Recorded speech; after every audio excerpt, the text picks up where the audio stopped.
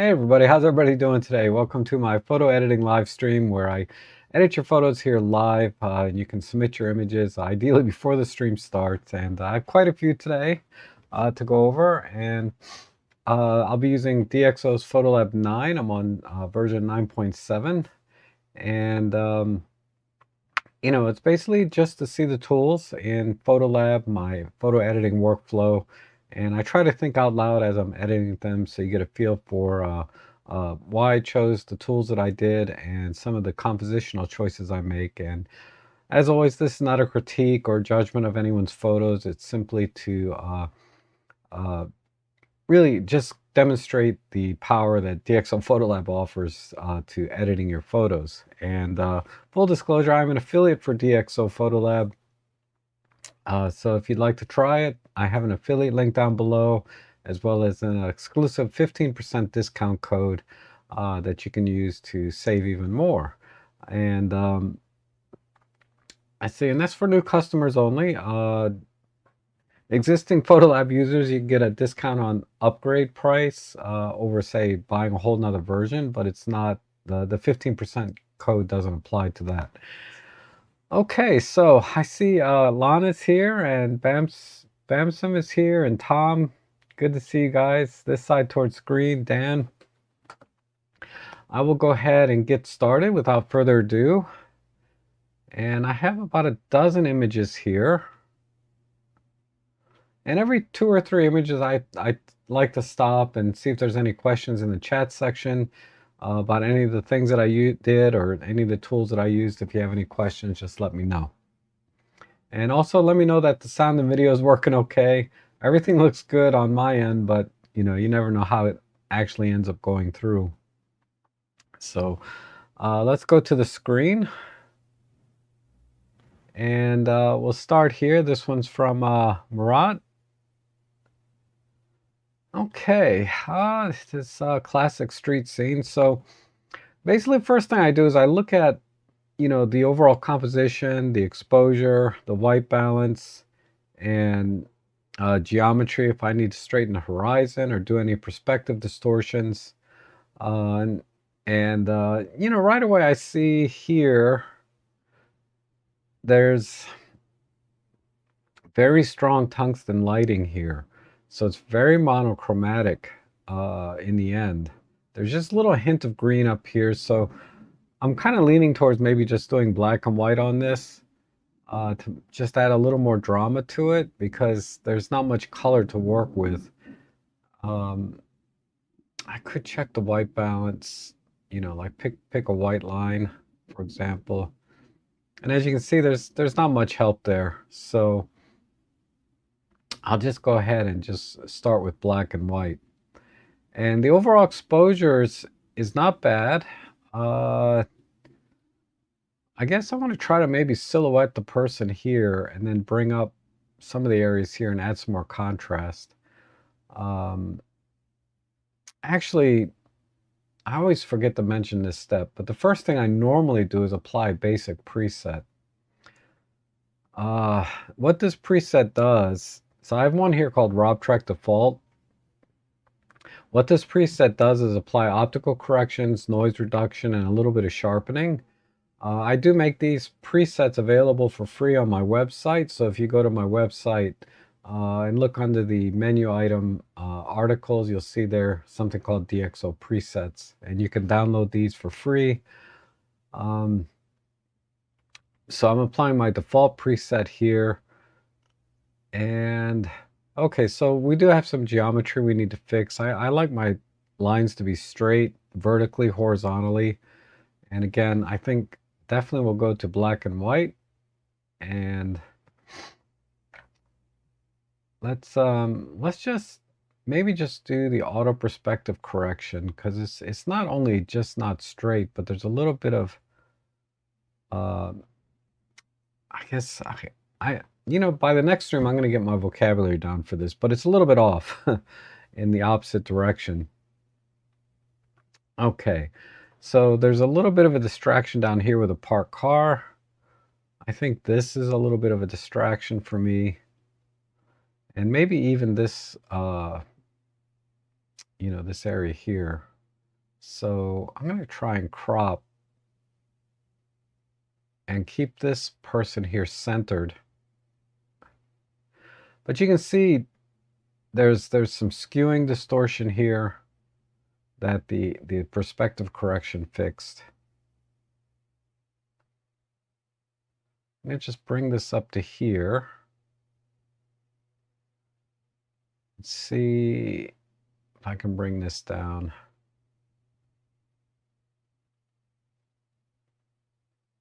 Like so. And I want these lines to be straight. I need to just shift it just a little bit more, maybe. Just a hair. Okay, now also with my compositions, I typically, I just try to not overthink it. I like to use the rule of thirds grid to kind of try to figure out where I want to put everything. Because I want to try to give some depth to our two-dimensional images. So one way is to just maybe put the subject front and center. And then let's get rid of that top line.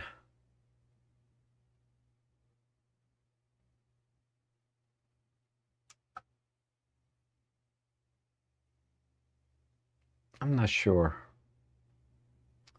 Not sure about that. Maybe take a little off the bottom.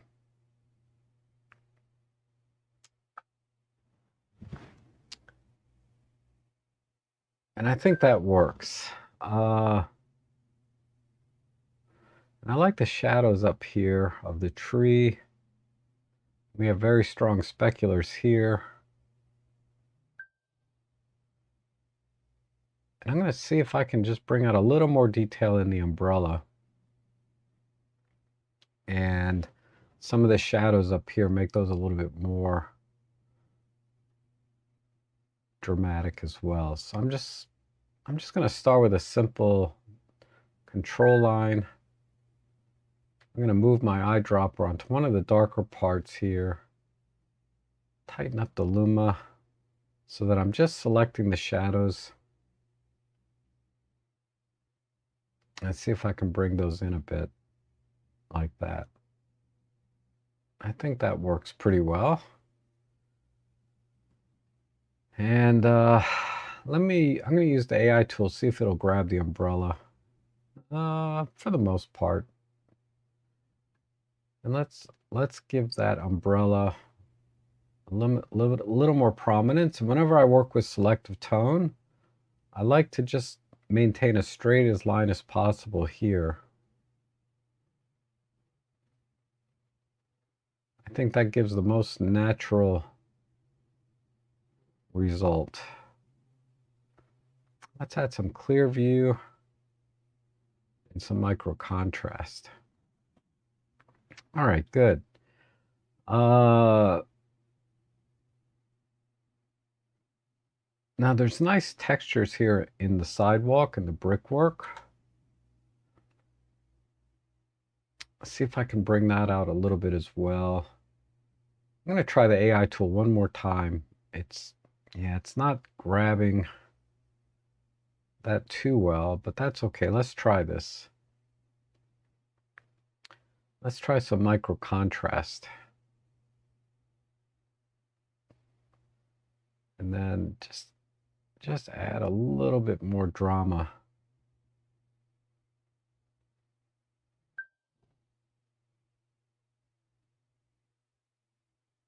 Okay, I like that.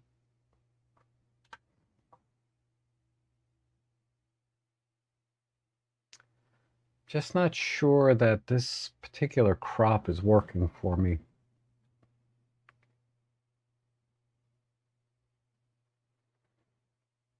What if I come in a little tighter?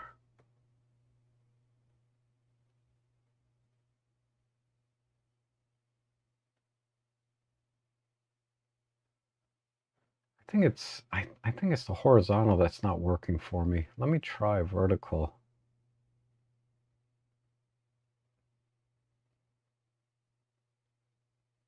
So I'm just going to grab this corner.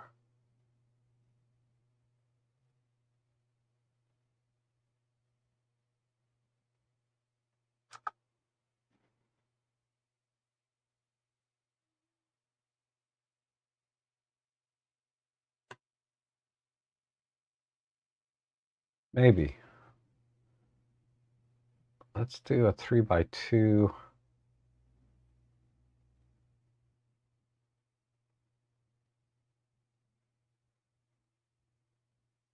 Maybe off center him.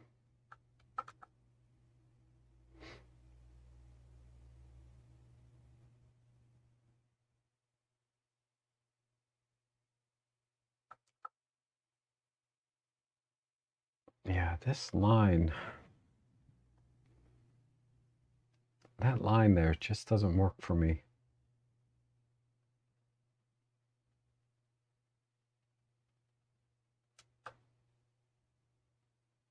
Okay, I like that. Because when I had originally the horizontal crop, we have that little patch of grass in the sidewalk that was just, for me, throwing the balance off. It was just adding it just was kind of a distraction for me. So, yeah, it's a pretty tight crop and probably very different than what uh, Murat was originally, visualized for this frame. But for me, I think this is a much simpler composition and really focuses on the most interesting part of the frame. And then the processing was pretty straightforward, just a couple of control points or some AI tools to select the umbrella and bring out the textures in the street and the sidewalk. And that's it. So let's do a quick comparison. I hit the F9 key to push those panels to the side. And pretty dramatic difference, I think, because the subject itself is so small in the frame, and it doesn't really add scale to the image. We don't need scale in this image. Otherwise, that would be okay. So for me, I'd rather make the subject a little larger in the frame. And again, the monochromatic scene, so just go black and white. So I think that works for me. Okay. Uh, let's go to the next one. And this one is from John. Let's see. Bring my panels back in with F9. Okay, we have a nice stream. A little bit of motion blur in here, it looks like. Was this a long exposure? No? Maybe it was really windy, because the motion blur is really only on the branches here and not on the rocks in the ground. So I would guess that this is just wind causing that. So let's see. This is going to be a tough scene to bring the highlights in because the speculars here are pretty much gone, I think, blown out. But I do want to emphasize this and the lighting here. So I'm going to do some light painting and separate some of the lighting here and maybe crop out this one corner because this is really, really bright and we're not going to be able to save any highlights there to bring like clouds and sky in. So let's go ahead and apply basic preset. And I think I need a slight tilt on the horizon. And again, I try to do all the geometry first, particularly if it has to do with any kind of tilting, right? Tilting or perspective corrections. I always do those first because sometimes if you do local adjustments, like I do a lot of local adjustments, they will not follow any geometry changes that you make after the fact. So I always try to do those first. But I want to tilt this a little bit more because it just feels a little bit off to me. And I'm just using these trees over here kind of as a guide. And there's one here, so I think that's pretty good there. Now I want to consider a crop. Sometimes with long streams like this, a vertical can work.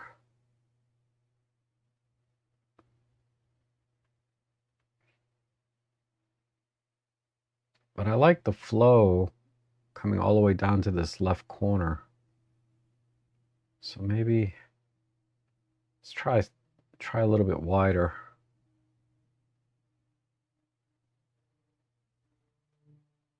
Down in here. We have this massive rock here. This is making the frame just a little bit heavy. This rock.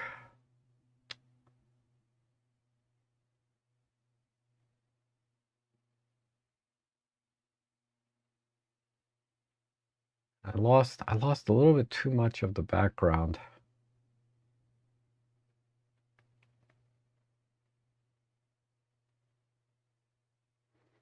Maybe I can come up and just try and minimize this rock a little bit.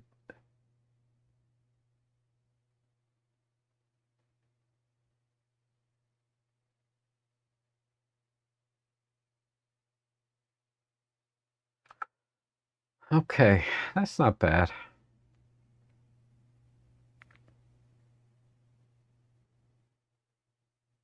All right, so this water, I really doubt I'm going to be able to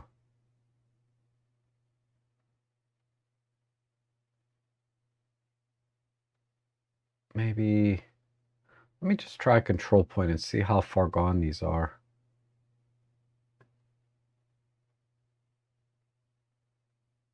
Okay, I think just a couple of control points to try and bring these in a little bit.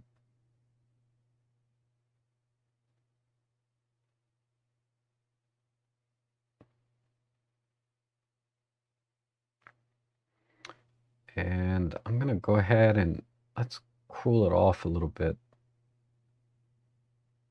Where are we at? About 62. Let's try about 55. Yeah, about right there.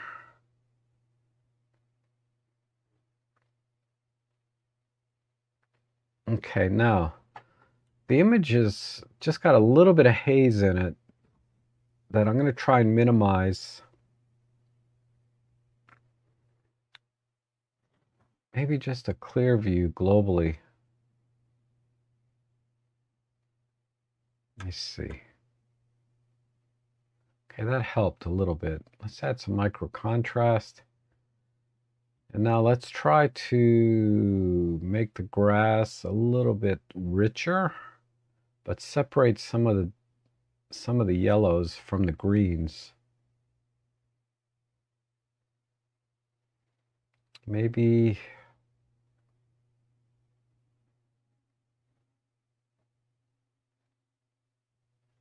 let's use a control line. Just bring this in a bit.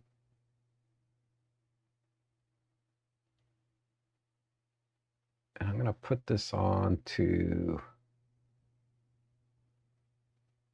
here. Let's tighten up the chroma. All right, I'm going to put this right here.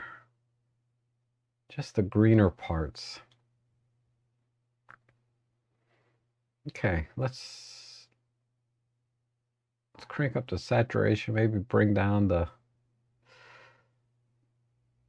luminance a little bit.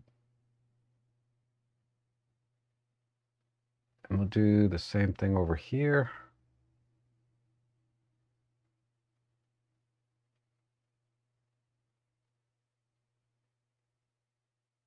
I'm going to put the dropper on the greenest parts.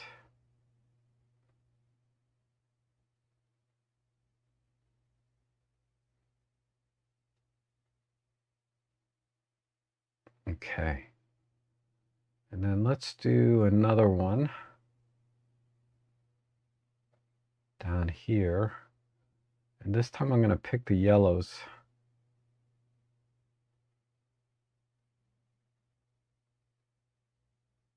Let's pick the yellows directly and spread that a bit.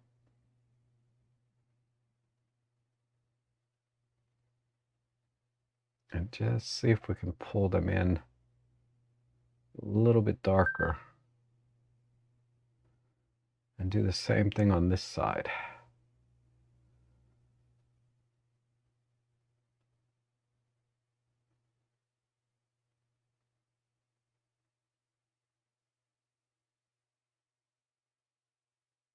Okay. It's a little bit strong over here. Maybe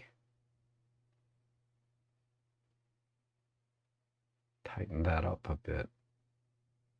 Okay.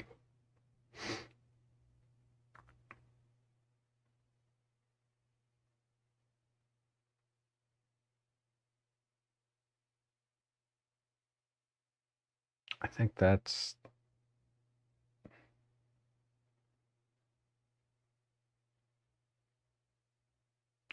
about right.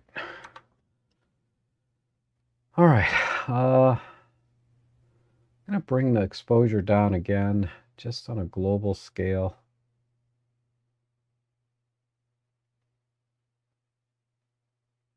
Sort of like this. And then let's do some selective tones.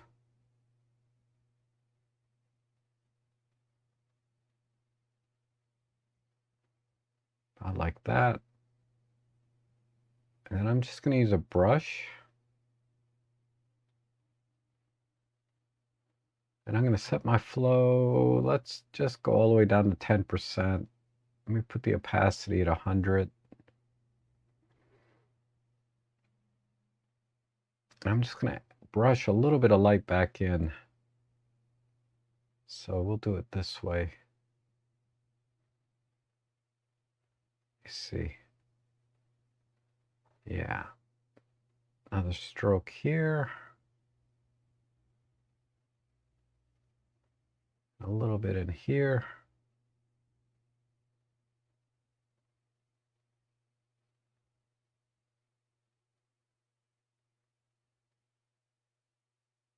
I just need a little bit more of a layering feel.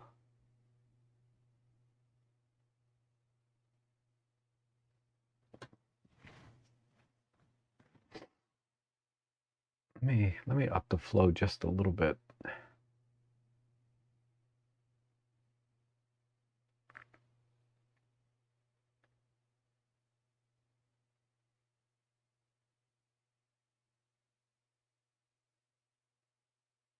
Okay. Right in here.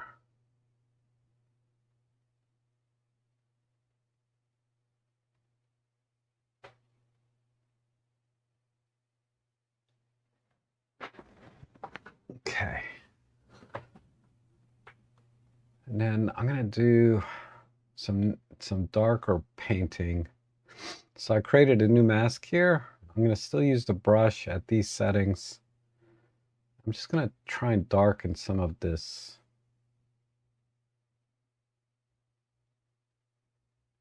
Maybe just a tad.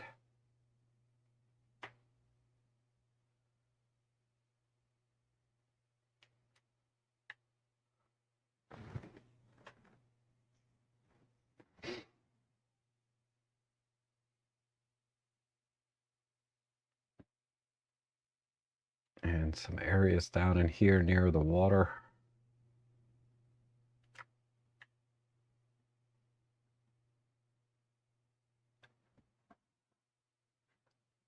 Another stroke.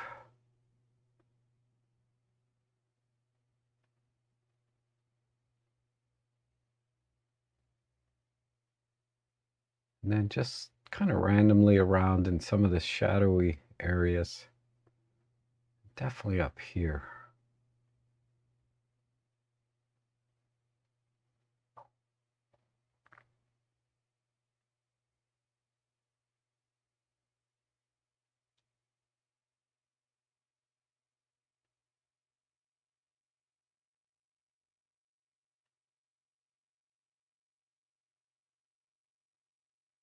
Maybe a tad darker. Okay.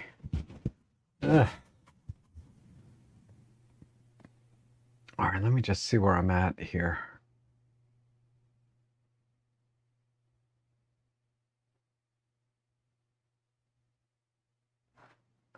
I'm going to erase a little bit over here. So if I hit the Alt key, I can erase. It's part of the masking there.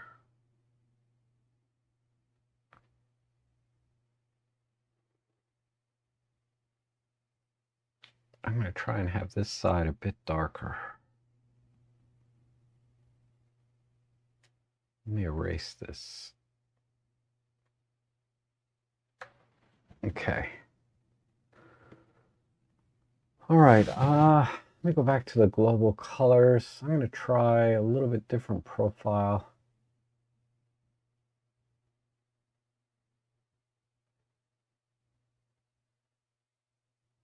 See if any of these look. Okay, I like that.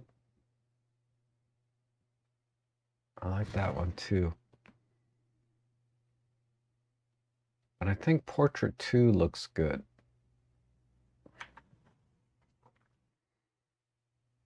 All right, let me go back here.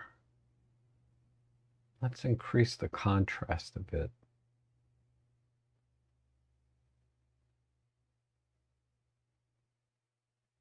All right. Back off the clear view.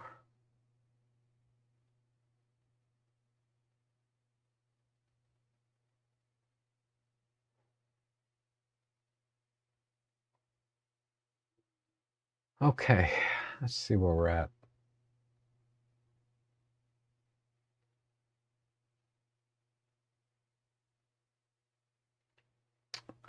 I'm going to try and soften this scene up a little bit. So let me turn off this micro contrast. Let's go over to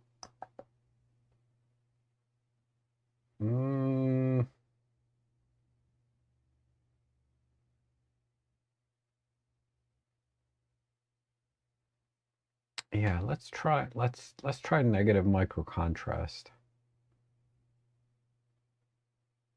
That's good. I'll back this off a little bit. Just a little extra push.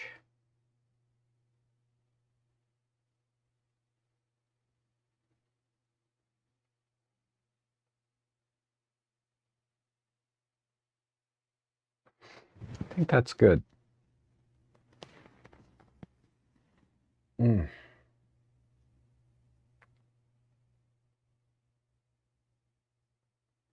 Okay, I'm going to call it there.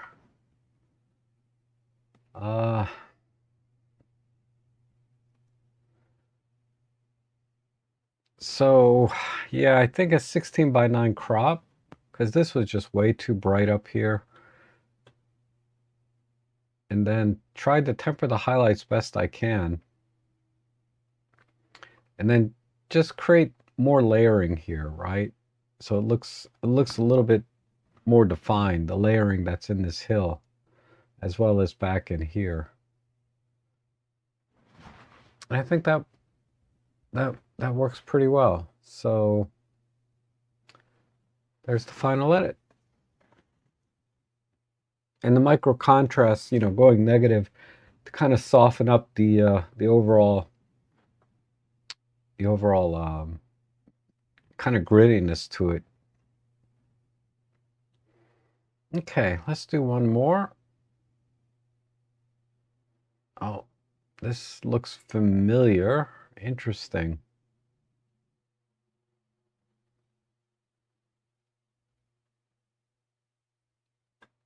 This looks like a little bit like somewhere in China. This is in China. I'm guessing. I don't know. But you have the maybe Chinatown? I don't know. You don't normally see like two white people here in China and then a white person up here. This is like the only Chinese dude, maybe. Yeah. Anyway, let's apply basic preset or my default preset. And let's focus on just what's going on here.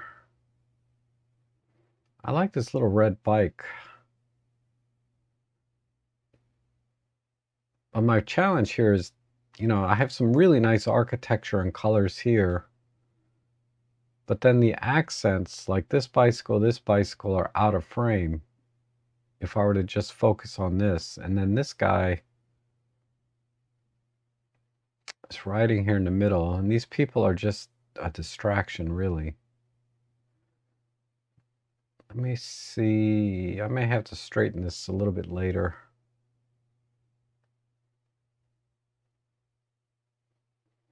But if I take out that bike and just come in, I don't know, maybe a vertical.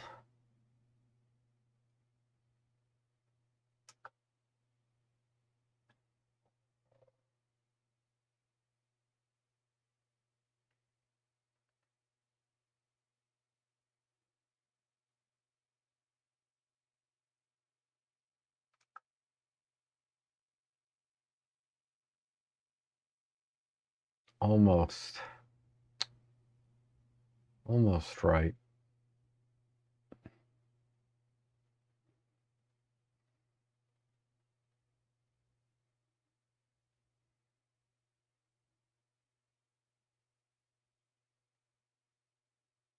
This building is just not, I don't think this building is straight. It kind of steps in over here on the right. But then we have a straight line on this side.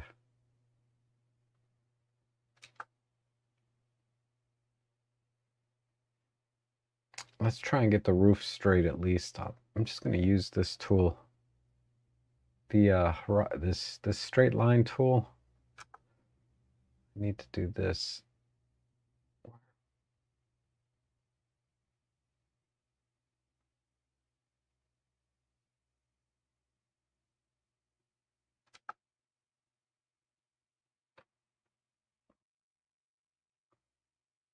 I do perspective.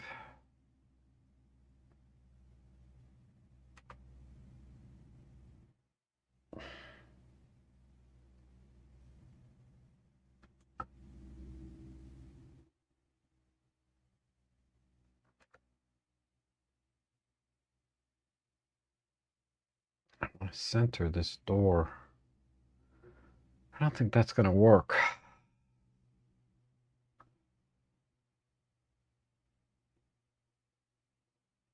If I do that.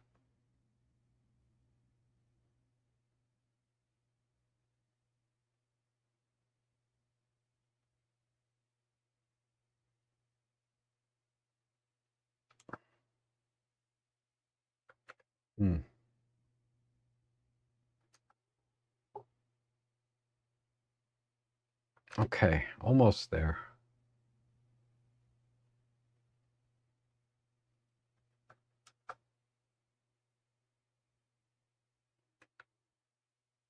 I'm going to go with this. Just front and center on the building. And then let's accentuate the doors and windows.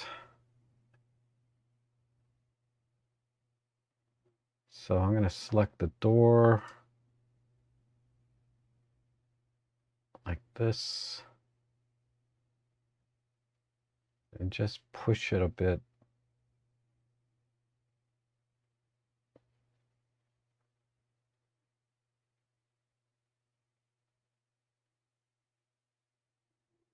Okay. And let's try the same thing in here.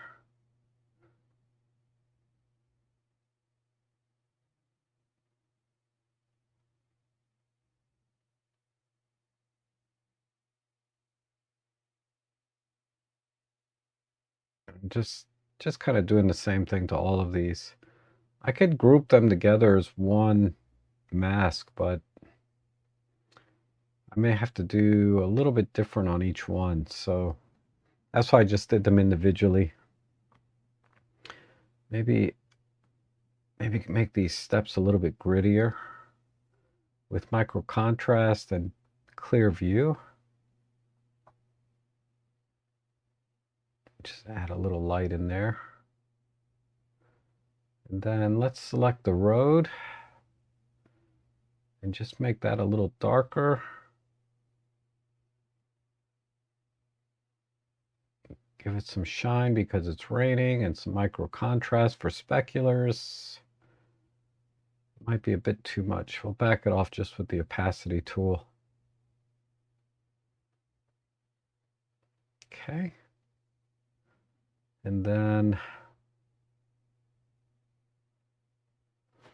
let's go to the global colors here, and let me try vibrant,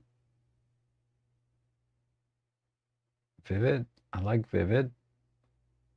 And let's just select this blue here and just pump that up a bit. Let's see what we can do with some of these oranges and yellows. Maybe just a little bit more, a little bit brighter.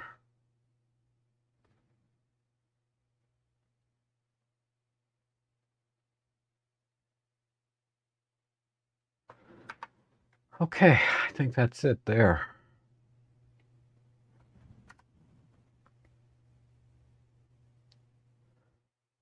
So again, just a tighter crop, and then saturating the colors, and then bringing out the doors and windows just a little bit more, along with the front steps. I could go back and try and increase the textures in the, the front here, but I think we're okay. I think we're okay. Because this over here, you have like this person up here, this person here, or these two people, and this bike over here. I always like a lot of information in the scene, but they're just too small in the frame and not adding to what's going on in the middle here with this building.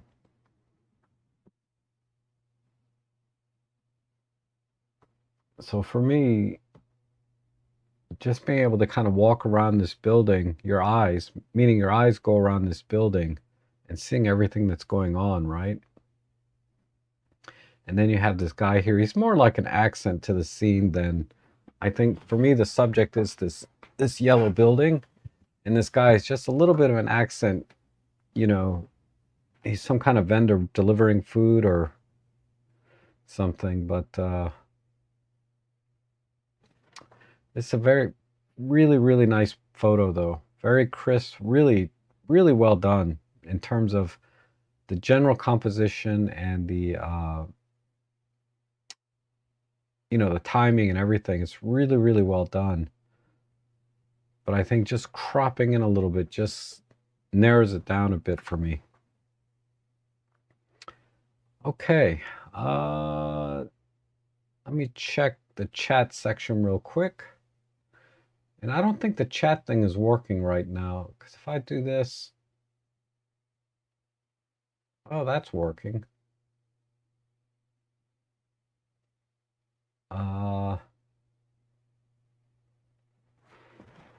Go over here. I think, yeah, this is not working. Okay, so I'm just going to read them out loud. Glenn Davis came in. Jeff, good to see you. Jeff Painter. Larry, good morning. And thank you for the sound check. And Paul Crisp is here. And Heather, good to see you from Atlanta. John follows. Hello from a war in sunny UK. Warm, I think you meant. Hopefully you're not at war. I've been trying out my new EM5 original, which now has a power winder and 2 batteries. Wow, I didn't know you could get a power winder for an EM5, I'm sorry. I know about the power grip you can get for it, I think, but not the winder. And then Benson, look like the light around the person actually looks like a person too if you don't crop in that close. Oh, from the very first image with the guy with the umbrella, maybe. I didn't see that at all, but shadows can always do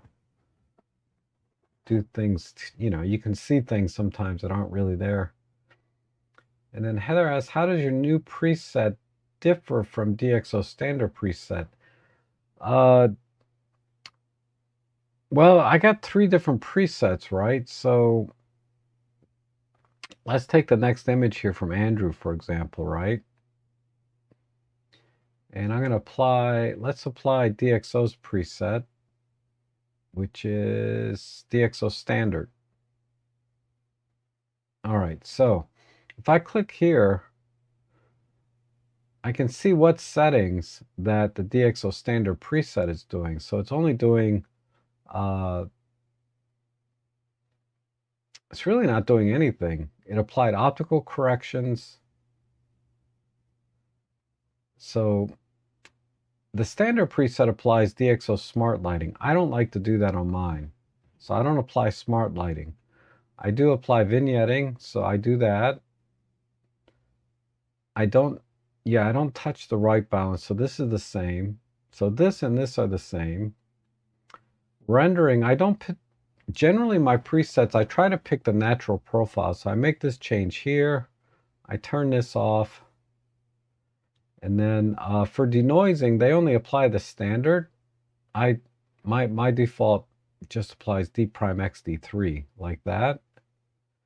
Lens sharpness optimization. I do a little bit of changes here. I think I crank this up a little bit here and here, something like that. And then I also apply, oh, you're not seeing the screen. God, sorry. Let me reset this. So with this image here, if I apply the DxO standard preset, right? And I click this button here, it's going to show me all the things that it's applying. So for my preset, I know I turn this off. I leave vignetting, white balance alone. I change the generic rendering from camera profile to natural. And then down here, I apply D prime XD3. And then lens sharpness optimization, I think I do about 120, and then I put about 60 here. I just add a little bit more optimization. Then I click the magic button here, the auto button for intensity and size under chromatic aberration. I also click purple fringing. Crop, yep, I think I leave that the same, and distortion, I leave that the same. So those are the basic changes that I make. So my default preset basically is a little bit sharper with no smart lighting, to sum it up, and then a little bit more work on the chromatic aberration. So it's just a slight tweak, and then I don't use the camera's color profile. I like to use DxO's natural profile. I don't know, I just like it a little better. So that's just my preference. So that's what I do. So if I apply my preset like this, that's what we should see. So we go up here. Yeah, I didn't touch vignetting, white balance. I changed this to natural. I selected X prime XD3, D prime XD3. I go up to 120. Okay, details I left at 50 and 50 on bokeh. But here's my magic wand, purple fringing. Oh, I also turn on unsharp mask to 100 and half a pixel. It's barely noticeable, that unsharp mask, but it can make a little difference. Cropping is the same. So yeah, that's basically all I do for my basic preset, my default preset. So those are my changes. So with that said, now that I've applied that, let's go ahead and edit this image. So it's just a hair underexposed, but that's good because we saved the highlight information. So with birds, typically I like, eyes, beak, talons, or feet. And then he happens to have some catch here. So we're going to highlight that as well. And we need to bring up the overall brightness of the image in general because, looking at the histogram, you can see it's just a little bit underexposed by about 1/3 of a stop overall. So I'm going to go ahead and let me turn off this. I'm going to go ahead and maybe globally just add 1/3 of a stop.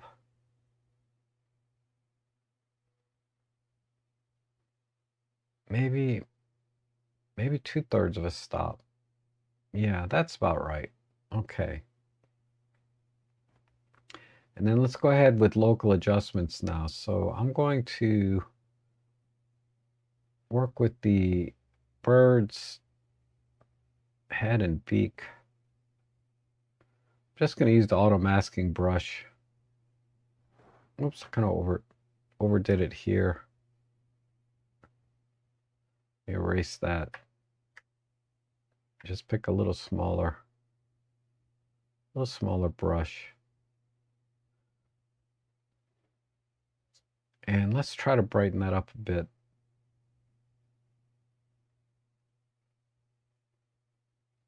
Okay, that's good. And then we'll add a little bit more extra to the eyes with a control point.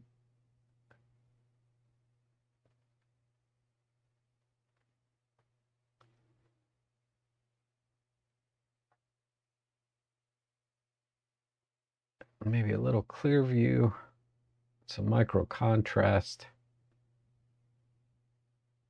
And then let me go back to this brush mask. I'm going to do the same thing to his feet.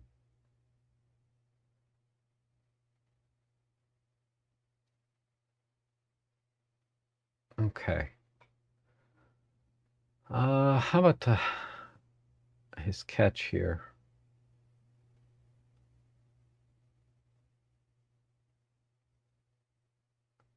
Might be too much.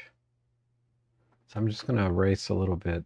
Let me check my flow. Yeah, 24%. I'll just take a little bit off there.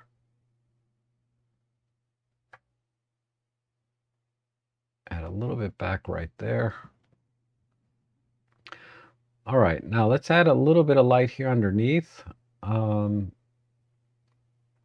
maybe just the same brush. Let's make a new mask. And I'm just going to select underneath here.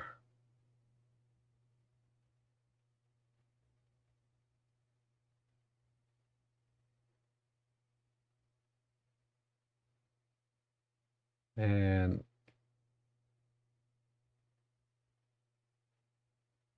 just like that, let's add some micro contrast. And just do a little bit extra push. About like that. All right, the overall white balance can be a little bit cooler, or I'm sorry, a little warmer maybe. So let's just push that up to 6,000. Let's try the eyedropper. Let's start here. Okay, let's try underneath. Yeah, that looks about right. Maybe let's try over here. Okay, I like that.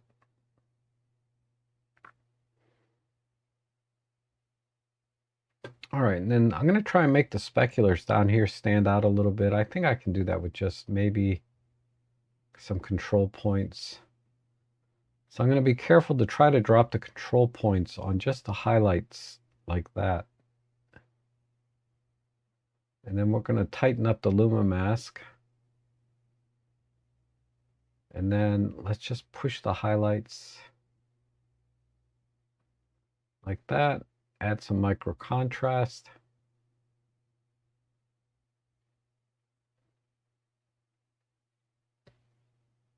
Do the same thing here.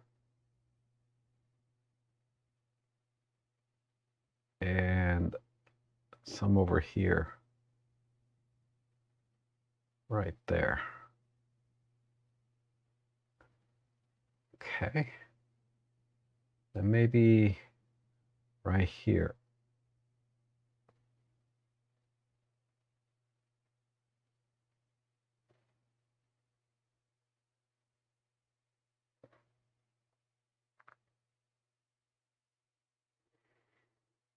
Okay. Yeah, that is. Okay, we're getting there. I'm going to go ahead and select the water with the AI mask tool. And let's just make the water a bit darker.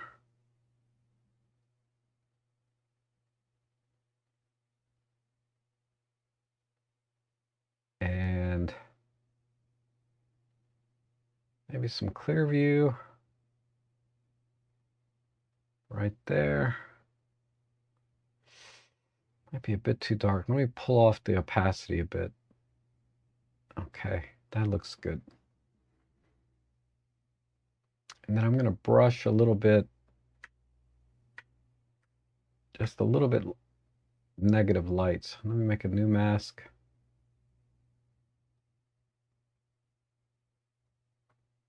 A little bit here and here. Again, I just want to add a little bit of layering in the water here. So let's just pull the blacks.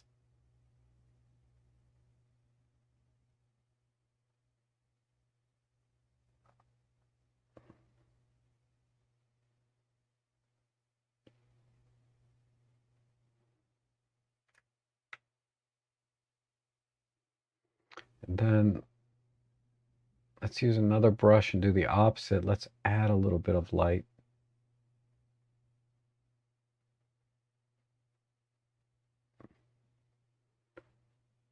In some of these areas, just to make it look more turbulent.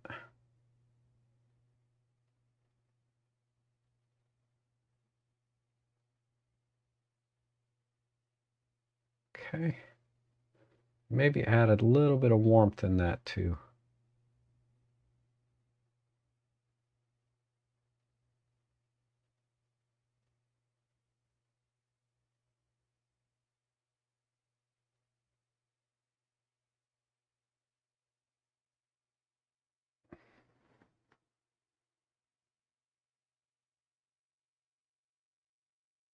Okay.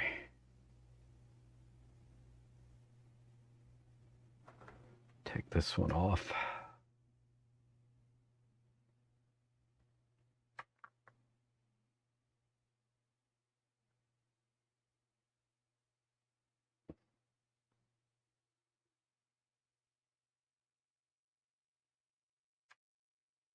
A little bit off the top. Okay.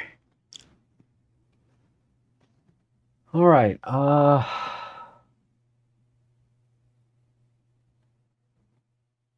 Let's see where we're at.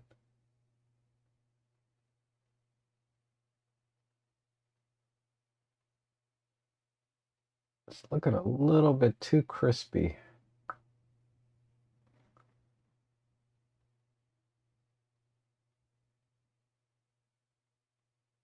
So I'm going to go down here.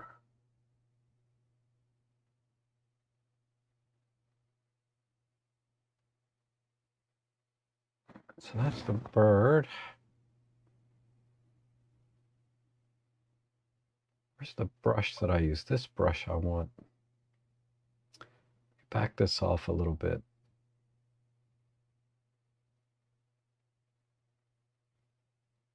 Okay.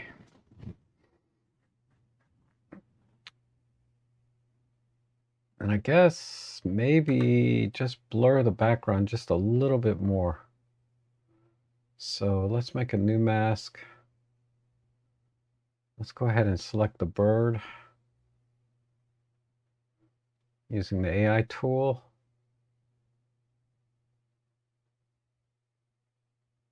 Let's go down to about here with the, whoops, sorry, go back to this mask. Make a new submask. And then this linear line here, just to about here. And scroll down and we'll just add a little bit of extra blur.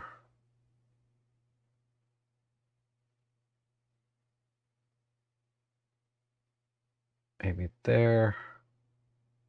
Okay, let's bring this down. Oops. I want to bring this down underneath the mask. And we'll hole punch that out.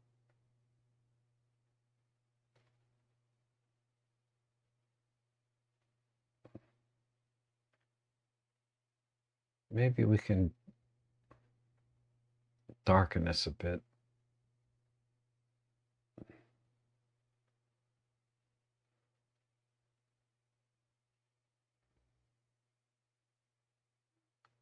Okay. Make a new mask. I'm going to brighten up this area, this side a little bit.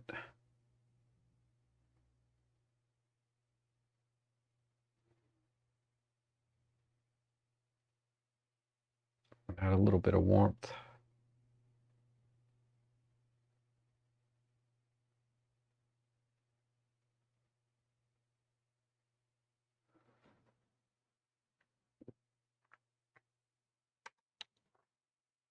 All right, so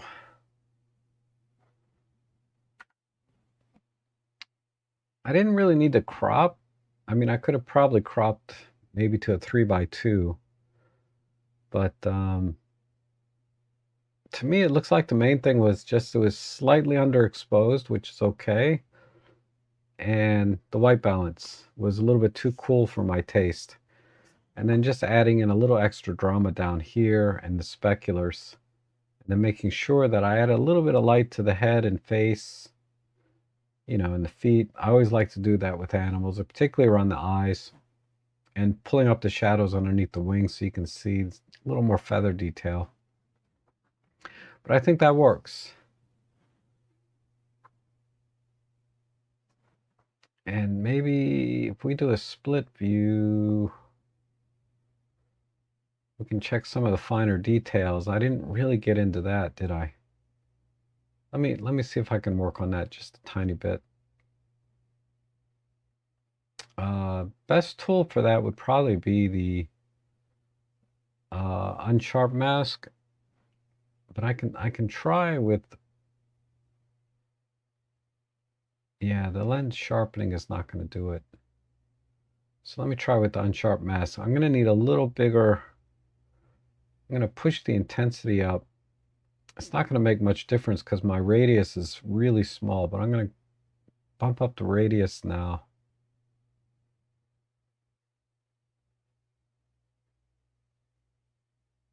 Yeah, probably about there.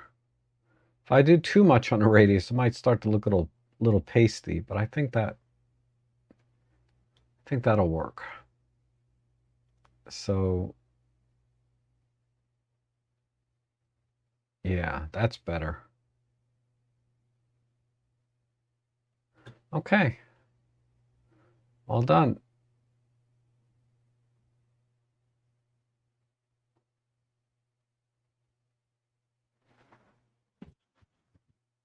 That looks good. All right, let's go to the next one. This one's from Glenn. And, whew, okay. This must be on a safari or something. It doesn't feel like it's a zoo shot. But that said, this lion is pretty clean. Pretty clean for a wild animal. A lot of a lot of wild animals that I see, they're not normally this clean and this groomed and have good teeth. But anyway, so what I want to do is bring out now with animals like this, I like to bring out the ears, the eyes, the nose, the mouth, right? Since we can't see the paws or anything. There's a nice little bit of glow coming in from the sun. So I'm going to see if I can bring that out a little more and then minimize the brush. So let's again start with my basic or default preset. And a little bit too much magenta in this shot, so I might adjust the white balance as well. And a slight, it doesn't really need a horizon tilt, but excuse me.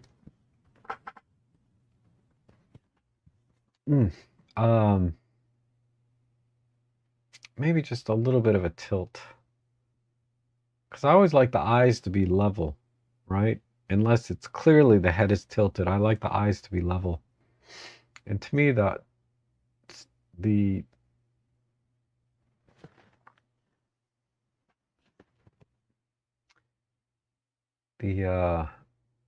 tilt. Okay. And that's right, Glenn. I think I just noticed, I think you sent me an email. You want to do this in black and white. I think. I'm sorry, but I can do that. A lot of times, though, I will edit in color and then convert it to black and white rather than just going to black and white straight away. So that's the approach I'm going to take here. I don't always do that. I kind of flip back and forth. It's like 50-50 for me. Sometimes I like to start with an edit in color, even though I know I'm going to make it black and white. So that's the approach I'm going to take with this one for now. Okay, so let's bring out the eyes and ears.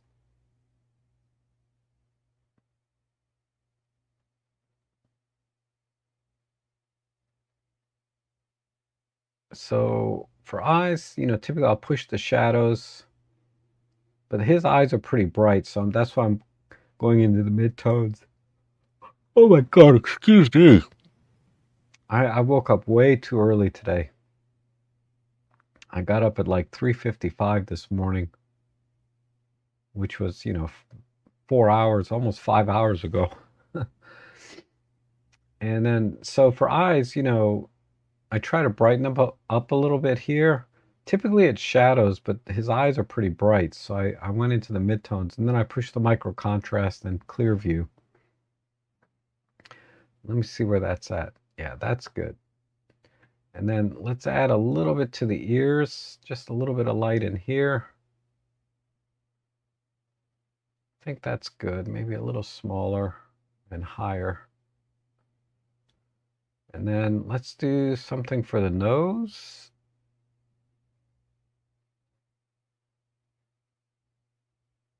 And the nose, I want a little more pink in there. Again, I know we're doing black and white, but just gonna add a little bit there. And then let's bring out the teeth a little bit as well. I'm just gonna use a control point on the teeth here. Let's tighten up the luma a bit.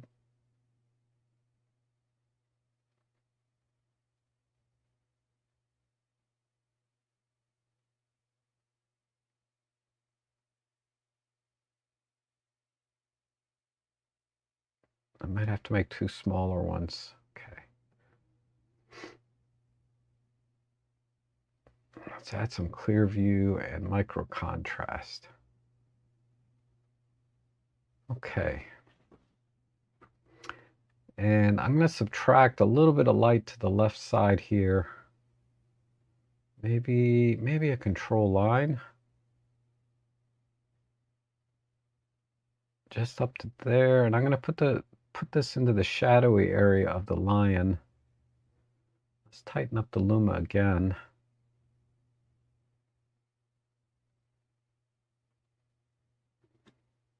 Maybe even the chroma just a tad.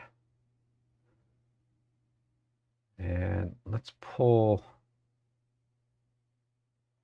this in like so. Okay, good. So now there's a good separation between the shadows and the highlights. And let's do the same thing. Use some control points though. Let me just kind of pull some of this in.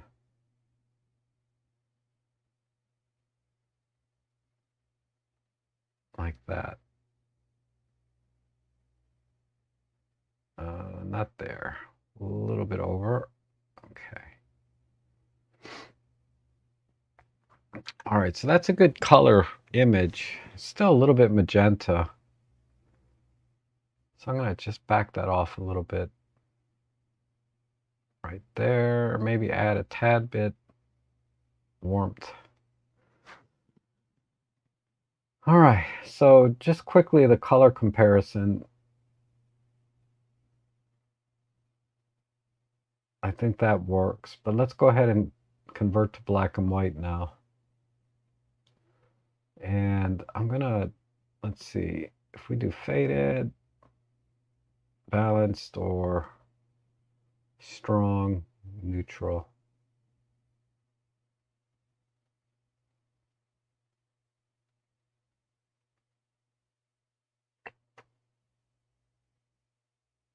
I think that works. I don't think I need to do anything else. Let me check my crop here.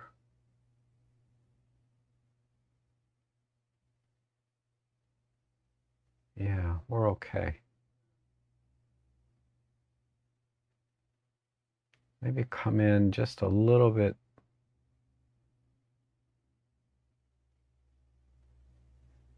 I wonder if maybe a vertical 5x4.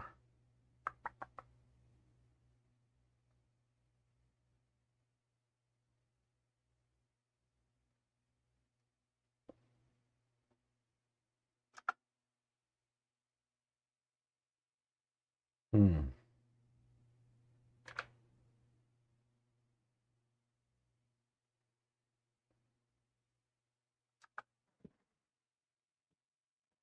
Yeah, I think that works. So that's more of a portrait.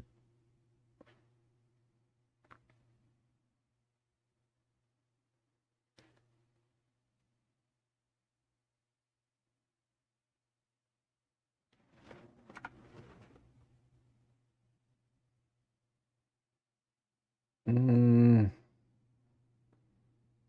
let me do one more thing. Just going to experiment just a bit here.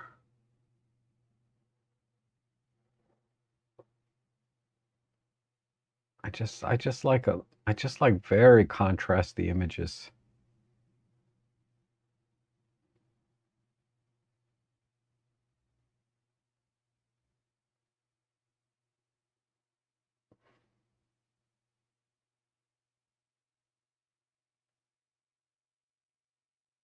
Okay. That feels better.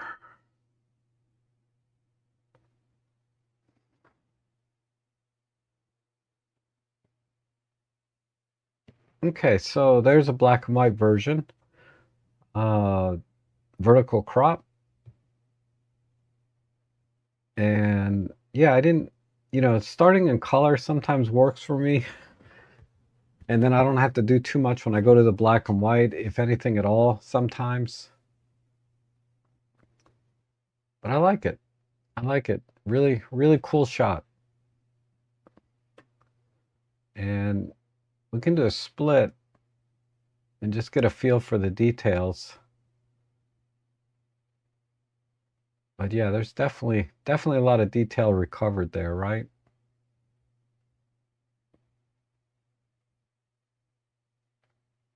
Like in the eye and the fur and the nose, all that good stuff. Cool shot. All right, let's go to the next one. And this one here is from Heather, I believe. Oh, look at that. An egret with their little chickies or babies. All right, so for this shot, I think I'm going to apply my extra sharp preset here, just to bring out the extra details of the feathers.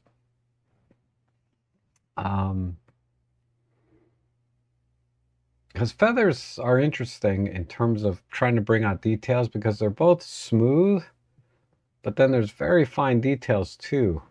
So using the normal preset that I have would bring out the details, but I like to just push the extra fine details just a little bit more. So there's a little bit of a push in the unsharp mask and a little bit of a push in the lens sharpness correction. Other than that, it's pretty much the same as my original preset. Okay, so let's get rid of this whole left side. Maybe even, let's try 5x4 vertical. And just come in right there.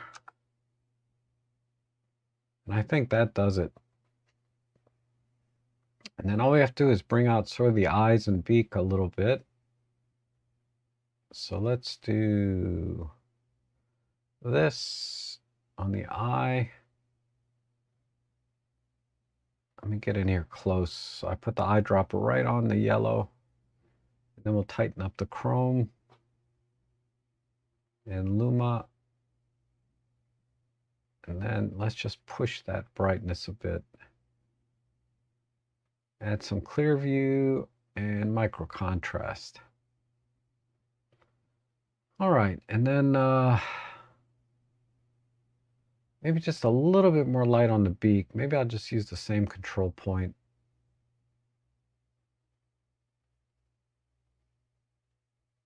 That's no, I better just use a brush. I wonder if I do a sub mask with a brush,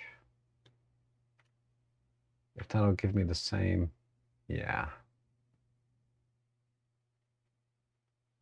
It's a little strong, so I'm going to, let's add a negative brush. Just pull that off a little bit. Okay, good. And let's do the same thing for the little birdies. Just a little bit of light in here.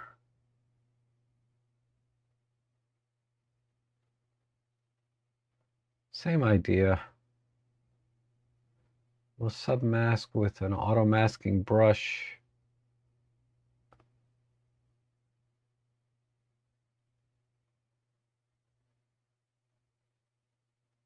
Okay, good. And maybe add a little bit of warmth there too. So let me select that mask. Just push a little bit of warmth in there. Okay, now let's drop some very subtle control points in the shadow areas. Just a little bit of a push.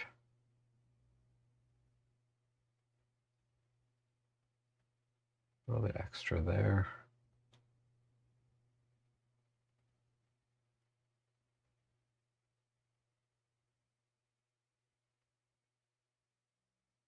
Okay, this can be smaller.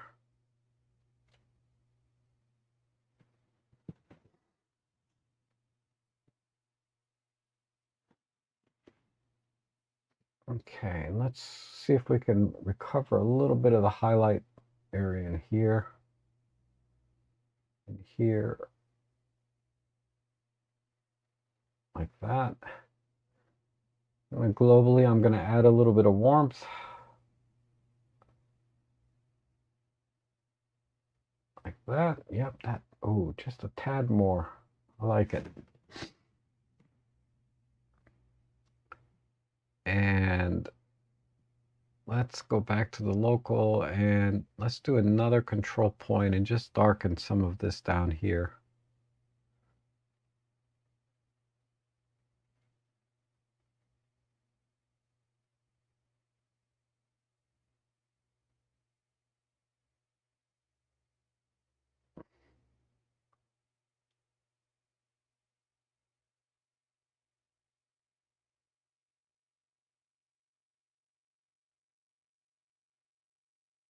I'm doing too much there. Okay. The eye is a little bit too bright on the egret there. I think it was this one. Let me just back this off a little bit.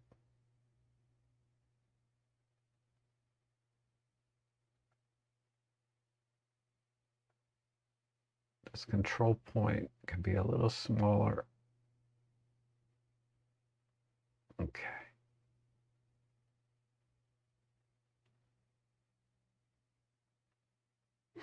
Okay. Let's go ahead and compare those. So I think this vertical crop works well. It balances a little bit better because right now it's just a little bit heavy on the right side and there's nothing going on over here that we need to keep it. So I just cropped all that out right about there, right? And this to me feels a little more balanced. And then we just had to kind of bring the shadows in a little bit, right? Down in here and over here. And yeah, that's it. pretty straightforward. So let's check the fine details. I didn't do any work on the fine details, but I think my preset will be good enough. So let's do a split view like this, and we'll just check the fine details.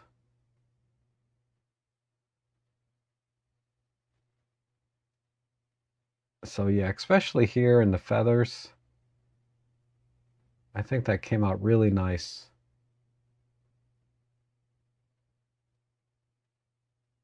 If we look at that, and of course the noise is gone. But again, if you guys want to download all my presets, the extra fine preset or the extra sharp preset is really good for larger birds like this and smaller ones, but generally larger birds it works better on. If there's not enough pixels on the bird, the extra sharp looks too crispy and doesn't look good at all. But we have a lot of pixels on this bird, so this is where the extra fine or extra sharp preset that I made works really well. I think that, you know, this is a good demo of that, and I didn't have to do anything extra. Because you'll notice in my past live stream, I always went back and I tried to do, you know, go back and look at fine details and work on the sharpening. And I just created a preset that kind of does most of the work. If I go in and I pixel peep like this and I feel like I need to do more, then I will. But generally the extra sharp preset that I created works pretty well for most things now. So it's saving me a lot of time. But yeah, there we go. All right, let's go to the next one. And have a little doe, looks like, with a wonderful reflection.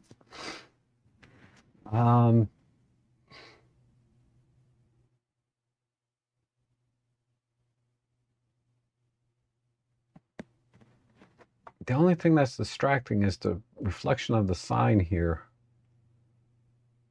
So I wonder, I like this composition overall.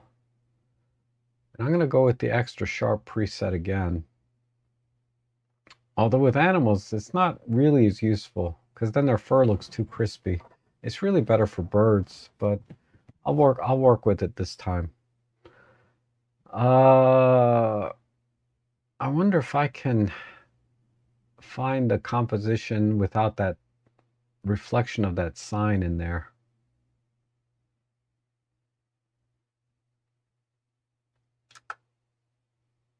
Not really.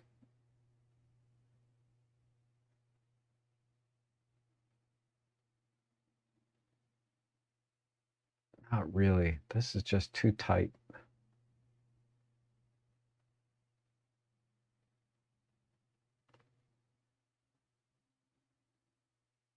What about just a partial amount of sign? No.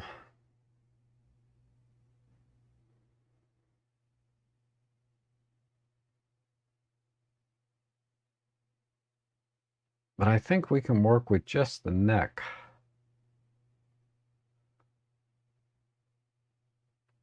If we can get just the neck, we don't need all the ears.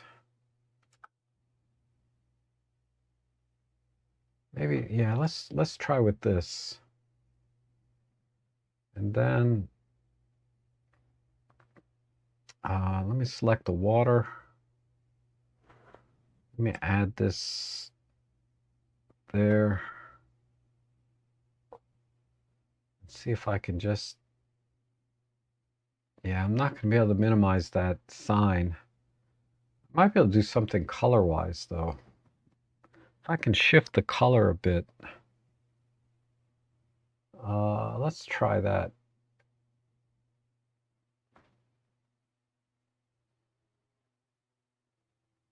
Let's try this brush.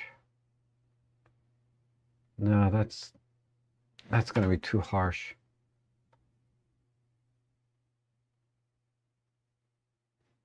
Let's try this. Come in here. Let's tighten up the chroma.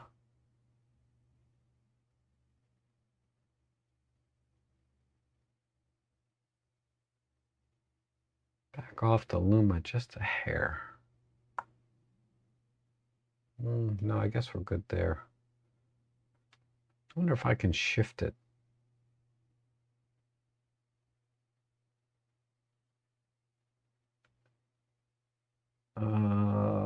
Let's try, it's kind of a yellow-green.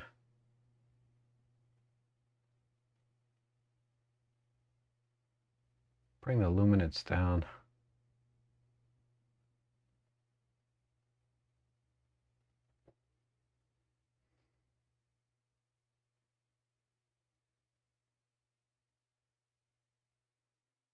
There, that looks a little less artificial. Tiny bit.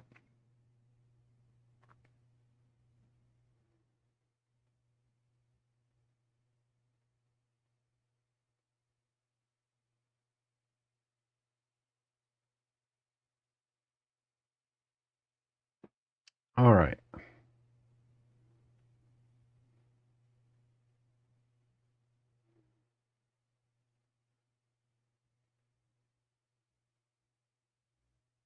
Maybe about that.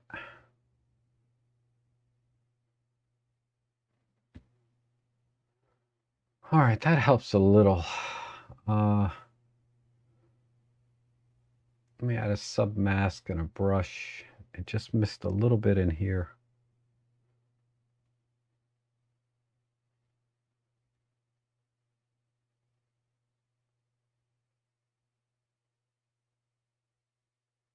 Okay.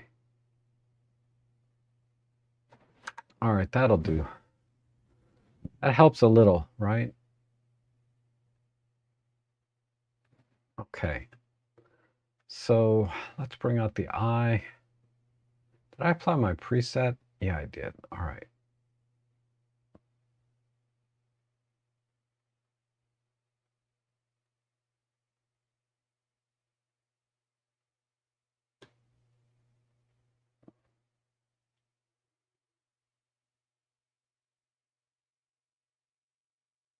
Okay, and do this.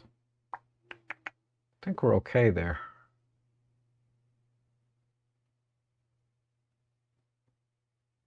Let me go back to the water real quick.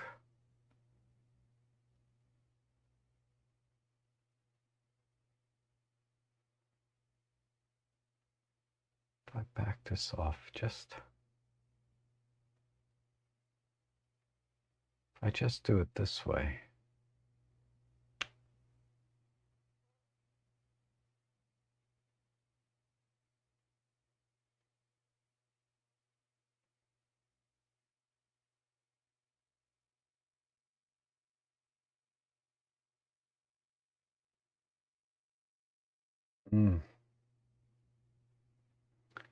Try control line up to about here.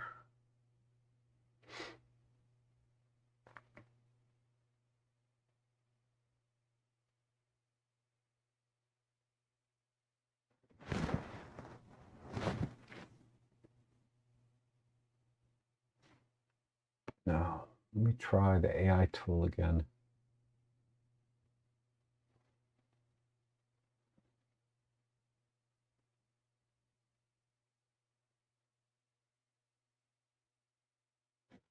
Good, good. Submask right there.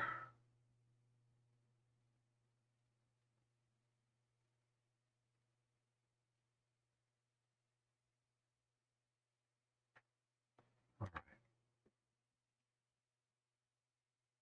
Okay. And I'm just going to try and control some of the speculars here. Maybe select the, invert that.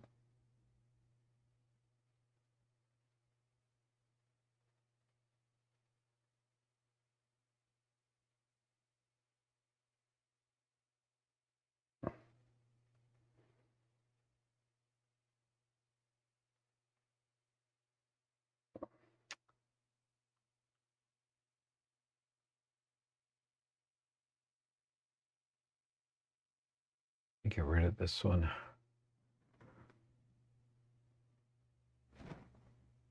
Sorry, I'm working kind of fast today, I know. But I'm just trying to darken the background a bit and minimize the speculars. Maybe pull the micro contrast back. Okay.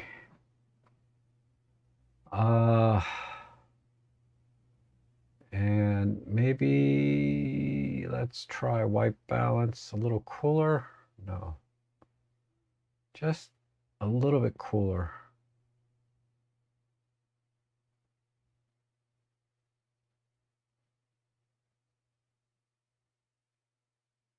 Yeah.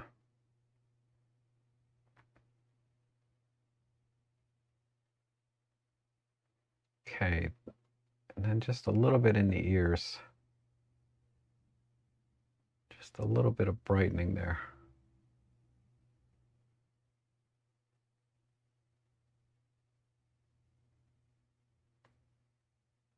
Let's see what a vignette looks like. So the vignette, I'm going to use a control point, turn the chroma and lumen to 0, invert it, and then just pull it back a little bit.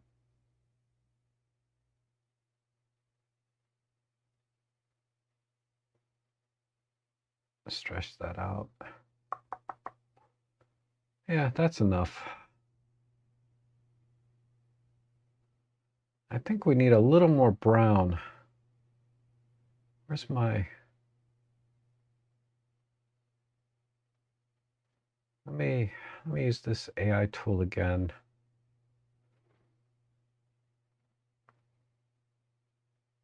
Let's just give this though a little more vibrancy. Tiny bit less on the reds.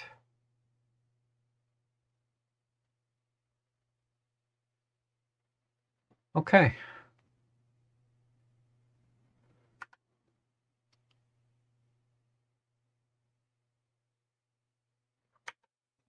All right, so there's the original on the left. Again, nice tight crop. I don't think we needed the shoulder here. And just minimize the sign by, I guess, basically desaturating it and lowering the luminance a little bit. But this crop also got rid of these, the sign way back here, the poles for that. I assume that's the sign that's being reflected. And then increasing the contrast here in the water and cooling off the background a little bit, right? So we can go in and just look at the fine detail here.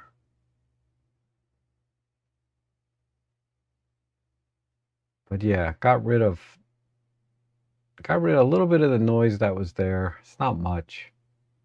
And then really brought out the fine details on the fur. I think that came out really nice. Okay, let's see. Let's do one more and then I'll go to the chat window.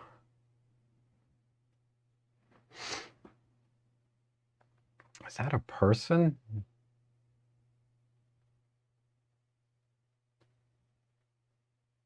It's almost like a ghost. Right? But it's too small to be a person. But wow, that is freaky. It's a tree stump. But this looks like an old-timey woman, right? That's her hair. This is the face. There's her arms there. Wow, but that's just a tree stump. Okay. All right, I like this shot though. We just have to make it, I think, a little more dreamy. We can be a little bit more creative. Maybe a slight horizon tilt, but let me apply just a standard preset here. And then a little bit of a horizon tilt this way. And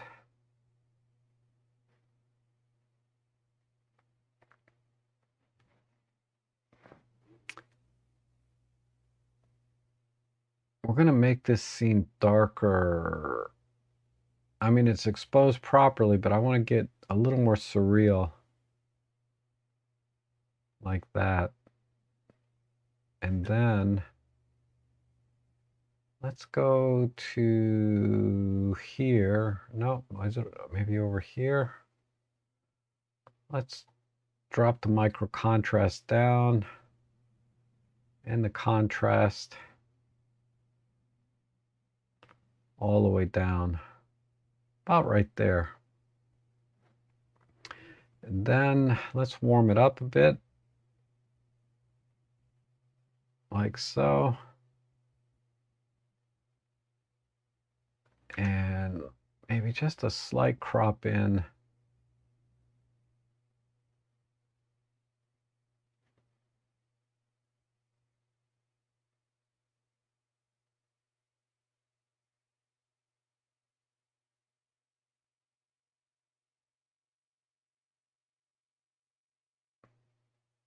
Right about there. Because the center of the trail is about here. Okay, I think that works. Then we're just going to drop some control points for now, and then we'll come back and just pull the shadows in a little bit darker.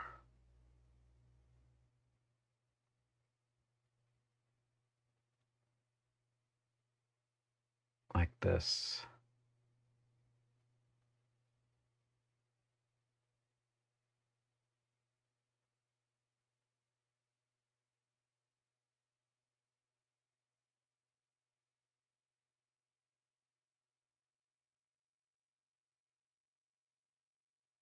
There. Ooh, that's too dark. Need to be a little more subtle here.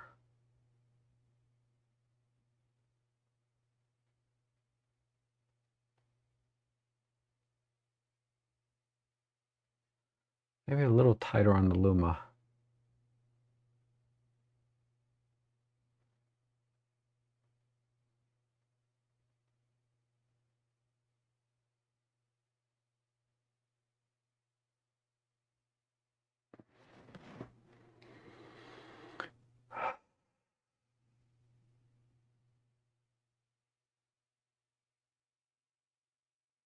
This one's just too dark. Good, good.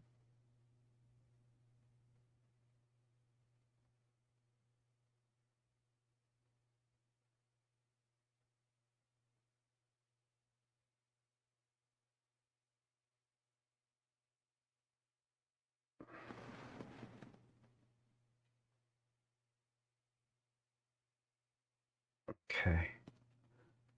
Then a little bit of brightening.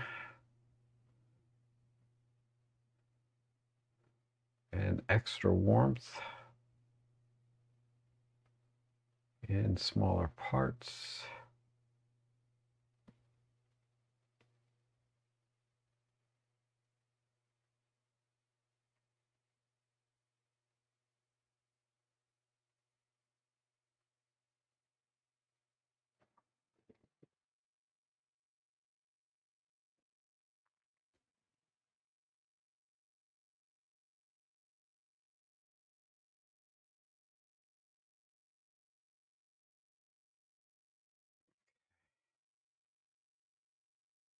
A little magenta.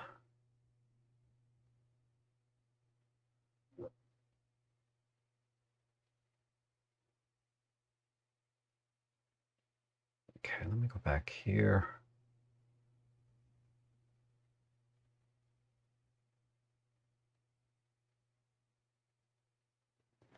All right. Whoops. Yeah, some there.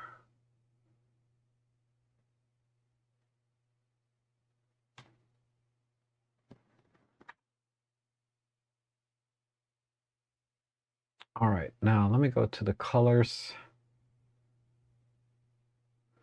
See if I can select one of these bluebells. Right about there.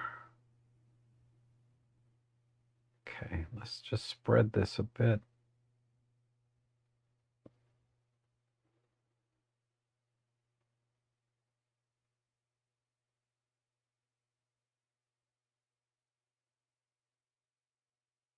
Okay.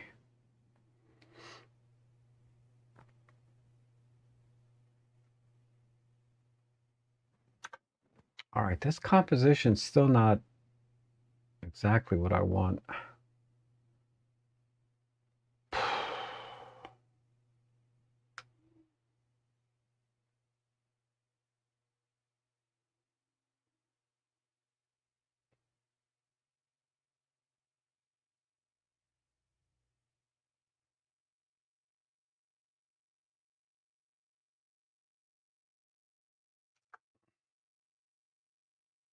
Hmm.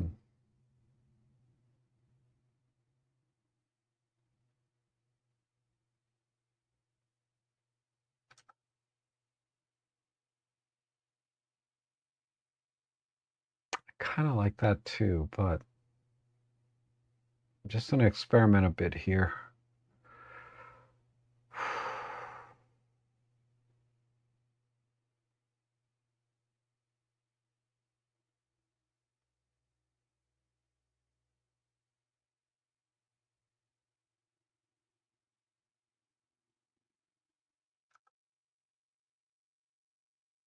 I kind of like that.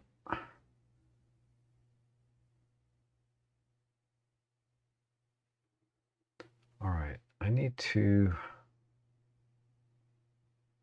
just create a little more contrast globally.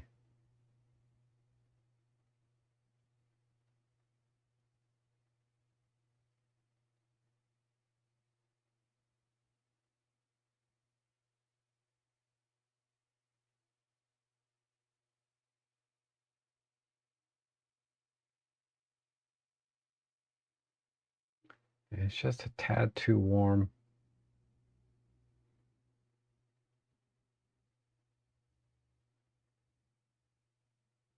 Okay, let's try vibrant.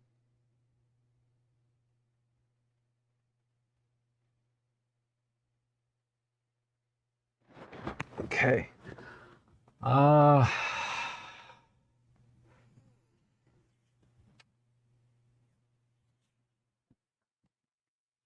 I think that's it. All right, so let's compare without geometry. Okay, so basically I just made it darker and saturated the colors and dropped the contrast, but then added some depth with the light painting and control points. You know, long story short, right? And the 16:9 crop I think works just a little better. Just a little bit. I would have preferred a vertical, but I can see the vertical might not have worked unless you got lower to the ground. But if you did that, then you may not see where this trail leads to. But I think this works. So I could have pushed the shadows down a little bit more here and there, but overall, that's the general look that I wanted to get. So there's the final edit. And this looks less like a ghost than, now it looks more like a tree stump. All right. Let me check the chat section real quick. See how you guys are doing.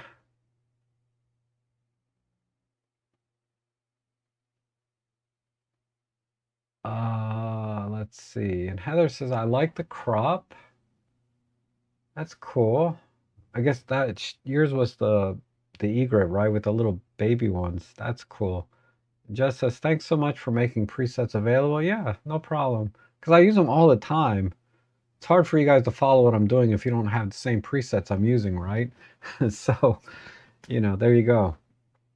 But I do take donations, memberships, all that stuff. If you guys want to support that.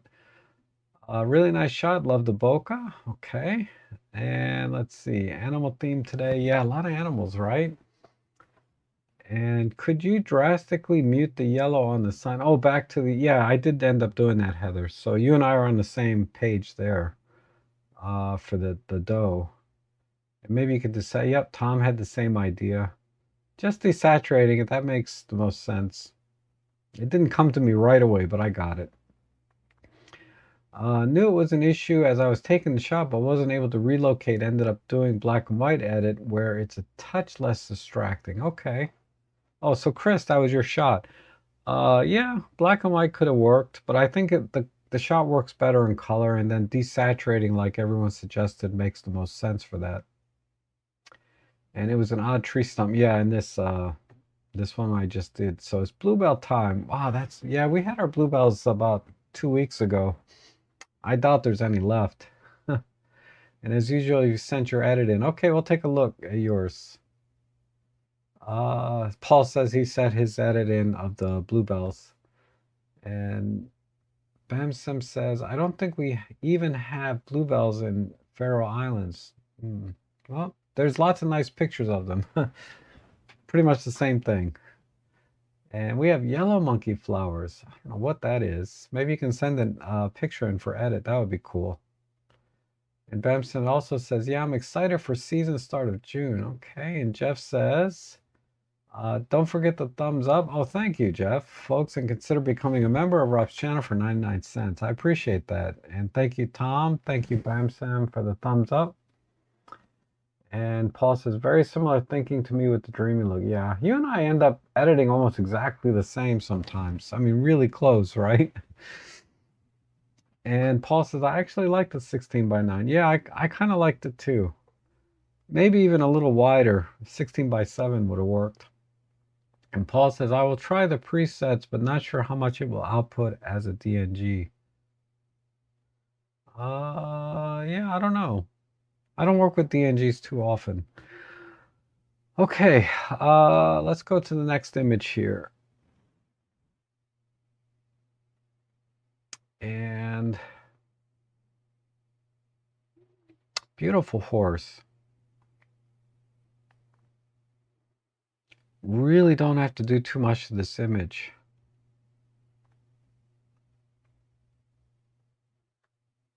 So let's apply a basic preset or default I keep calling it basic. I should have named it basic because that's what I call it, but it's actually, I call it the default preset. We'll just add a little bit of light here to the front. I think a control point will do it.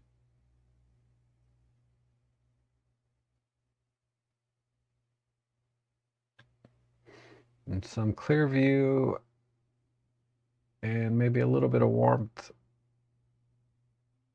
I'll just back that off a little bit.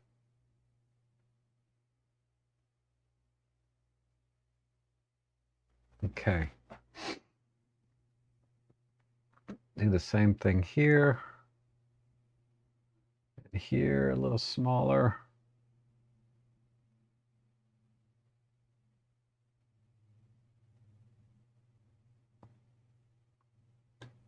Just add a little bit of light here and there.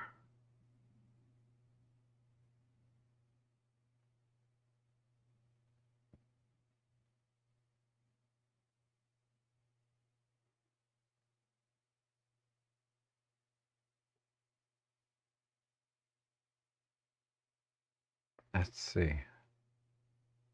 Yeah, that looks good. Drop there on the tail.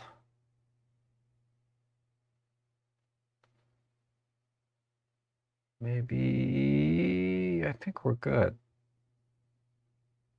Move that over a bit.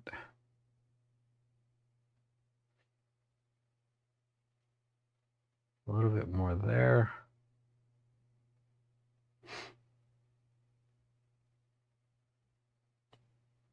And then let's drop a little bit of shade here and there, particularly on this side.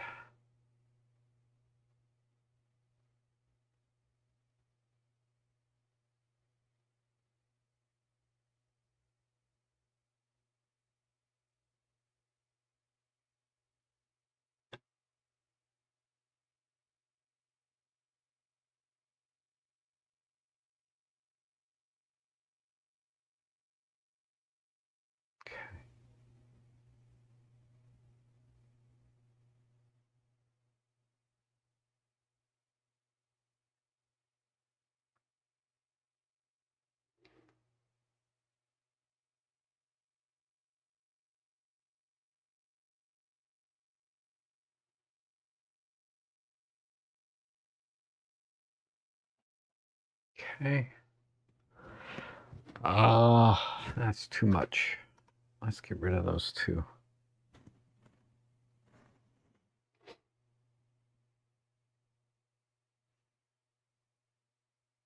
Let's add a vignette here.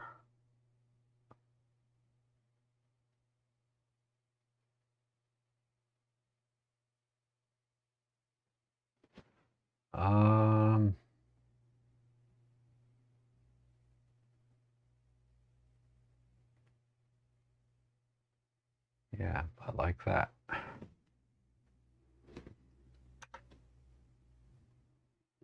Maybe a tiny bit of warmth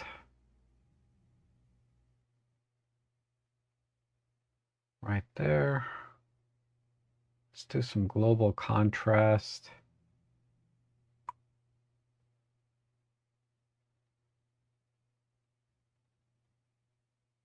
No micro contrast, just a little bit like this.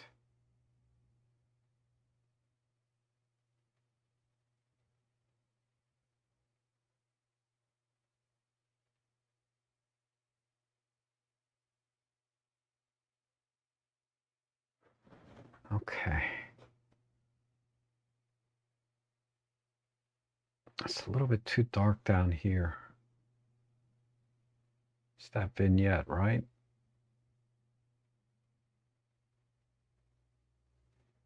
So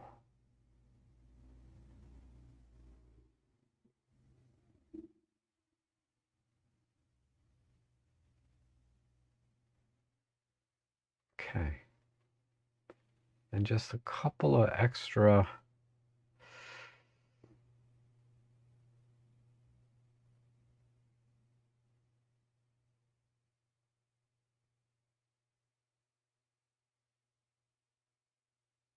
just a little bit more warmth down here.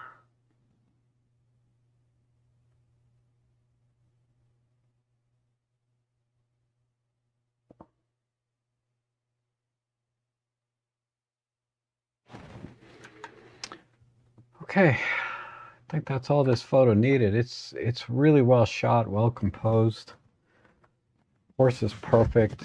I didn't want to bring out the eyes too much, because I think the black eyes stand out pretty well against the brownish red fur.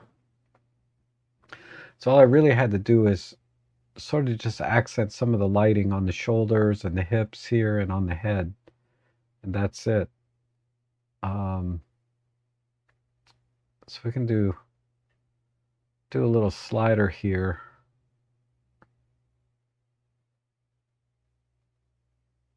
Just to get a feel for the, like look at the lighting changes that I made here. And then of course the fine detail is excellent. But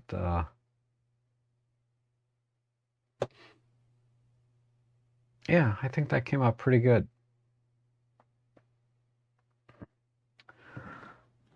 Beautiful horse. Okay, let's do the next one.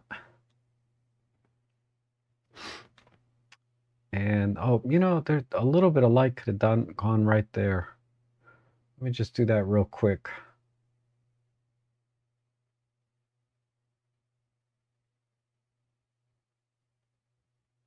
Yeah, I could have added just a little bit right here. A little bit extra here.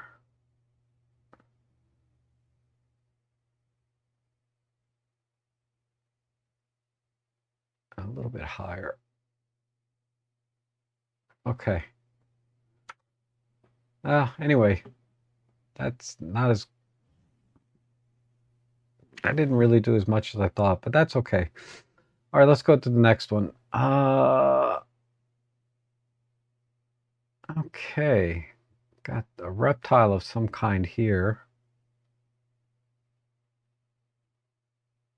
I feel like I'm going to do a default preset. I'm going to rotate this a bit.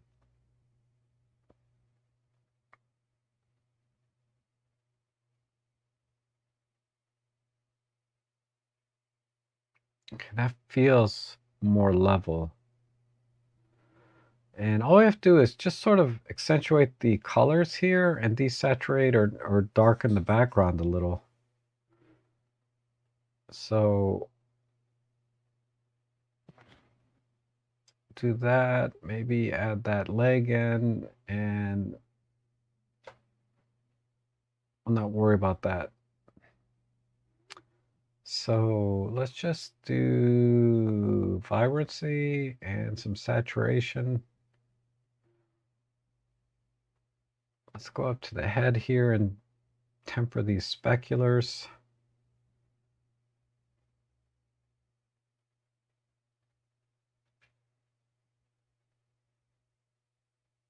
Maybe micro contrast. So I don't want it to look, I guess that's okay. Let me just darken this a little bit. And then we'll go back to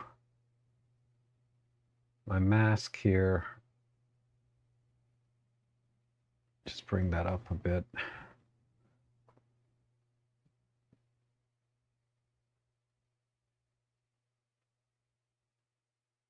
And then let's add a vignette somewhere in that area.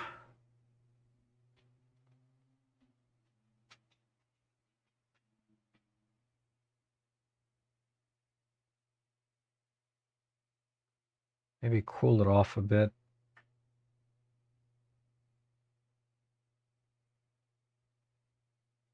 Okay. And then let's add a little bit extra light around the eyes.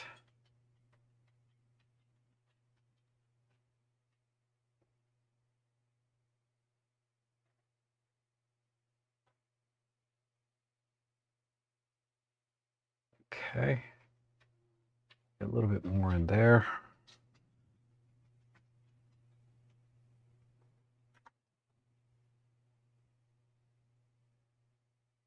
And I feel like, where's my, go back to this mess. I feel like maybe some clear view might just give him a little more color.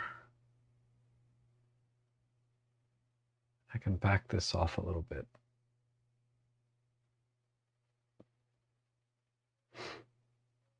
Okay. Whoops. I don't think I need to crop this, but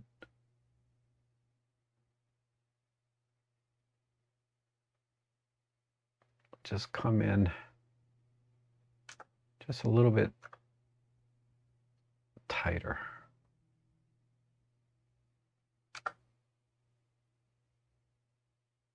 All right.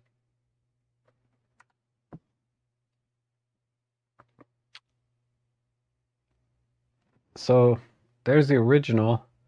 You know, it's just a kind of a low contrast because it's, you know, it's slightly bit overexposed. So the colors got washed out, right? So just bringing the exposure down and then accentuating the colors a little bit more than is natural, I think really makes this image a lot more dramatic. Okay, we can just do a quick slider. Again, you can see, you know, all of the detail that DxO can bring out. It's really quite amazing. All right, let's go to the next one. And I don't think this is a seagull, but maybe.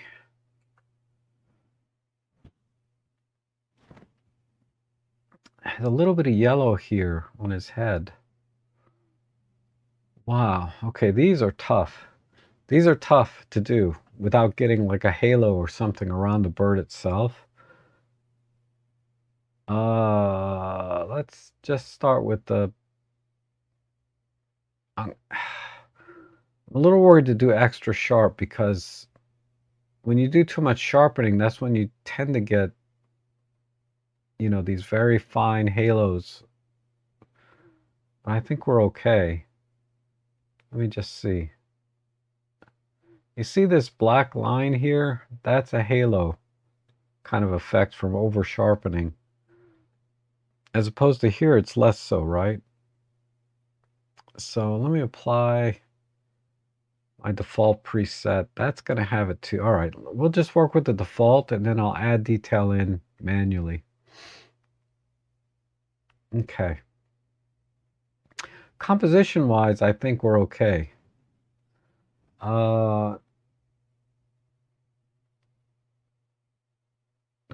Yeah, I think we're okay. Maybe a 5x4, but that may be too tight. No, that works. I'll just come in a little tighter. And let's see if I can select this bird. Let's do it this way. Animals. Have to be really careful with brightening up these birds.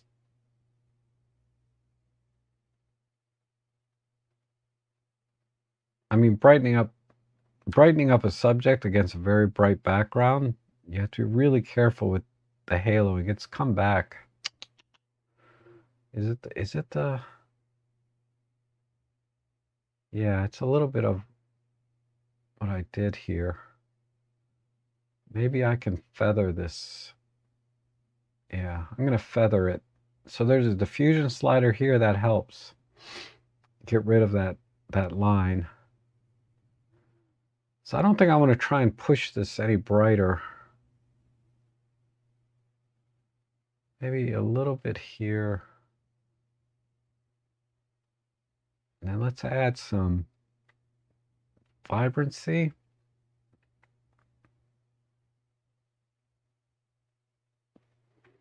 I think I can add some sharpening back in. Let's see.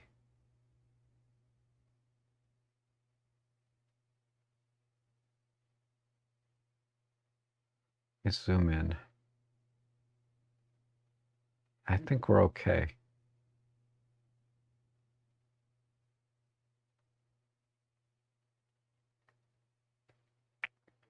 All right, so let me work on the eye.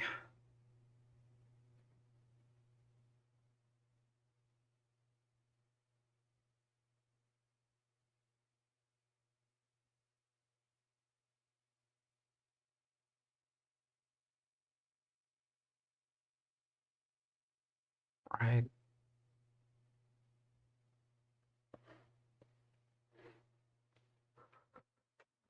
Okay. Never seen one of these before. So I'm not sure exactly what color everything is. You know, unlike like a blue heron or egret or cormorant, you know, the more common water birds for me, I got a feel for what the colors need to be. But I guess this beak is white. Let's work on that. Maybe this auto masking brush.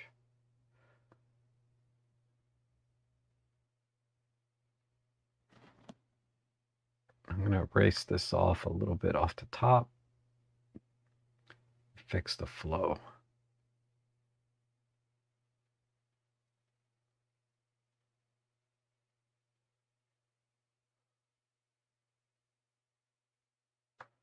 Okay.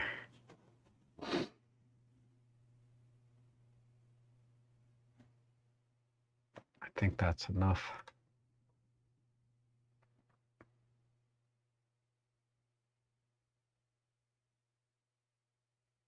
Let me try the sky.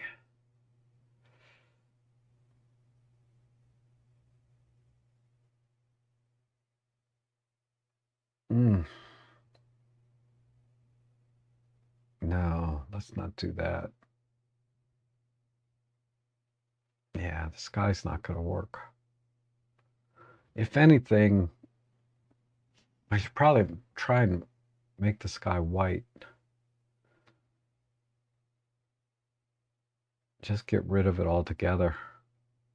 That'll do.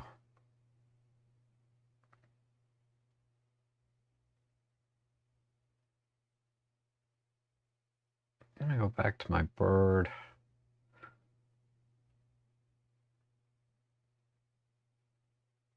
And it needs some micro contrast.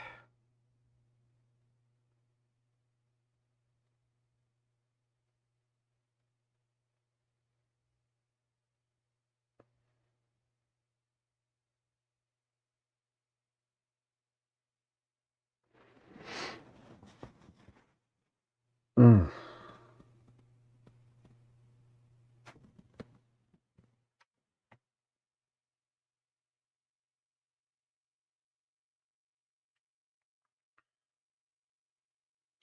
Just a tad too much sharpening here.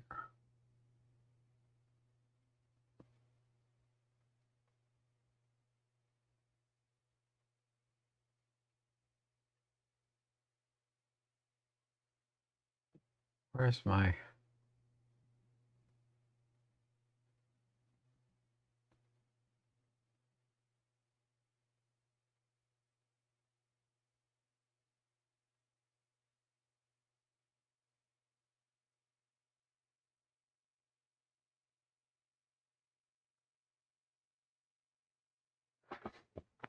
Oh, I lost track of where I put that slider, or where the slider is. Oh, it's over here. Back this off a bit.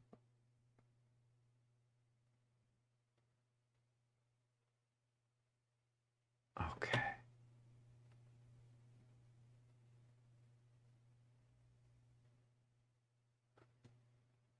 Okay, I think that's it. These, you know, backlit birds are really tough when it's a cloudy backlit, right?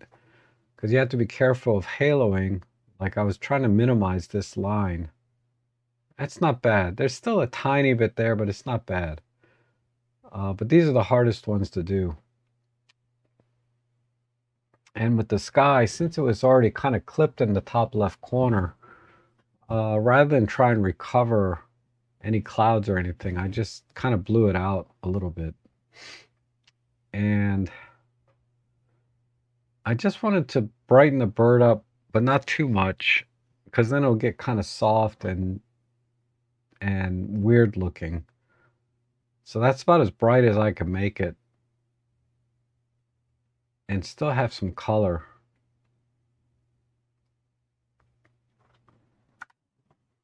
But there you go. And a 5x4 crop just to kind of center it a little bit more. But I think that came out okay. And we can check the fine detail here.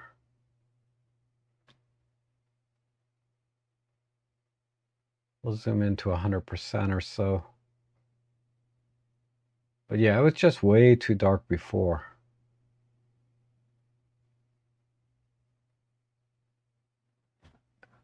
Really, really pretty bird. Okay, and then we got one here from Jeff. Let's see what we can do here. I think I'll go kind of the surreal kind of look with this one too. I see some steps here.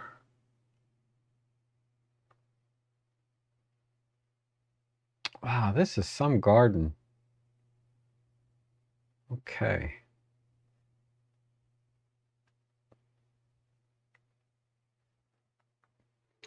Preset, let's do a slight horizon tilt. Maybe just that tiny bit. No, we don't need any, actually. Let me darken it globally.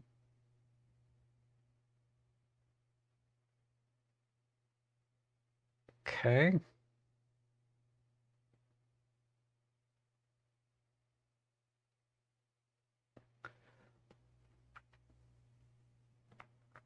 All right.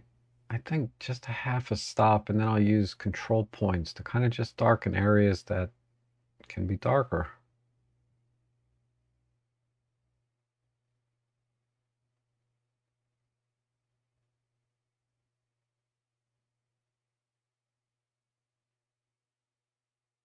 Maybe that's it.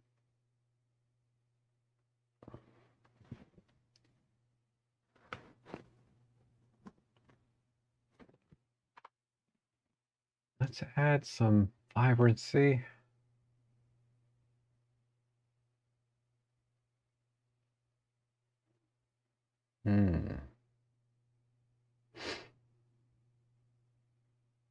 But not so much to the blues.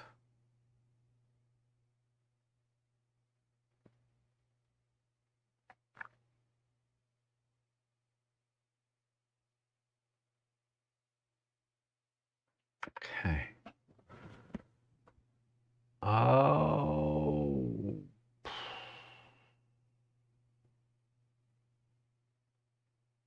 Add a little texture to the steps. Maybe just use this brush, the auto masking brush. So some micro contrast there. Tiny bit of clear view.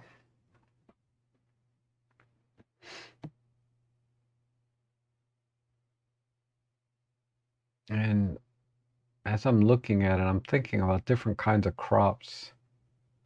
But I think a vertical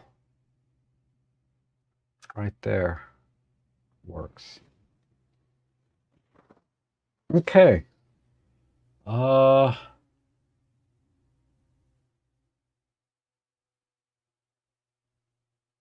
think that works. That's a little more balanced. It was a little bit heavy on the left side. And then maybe pull the micro contrast back.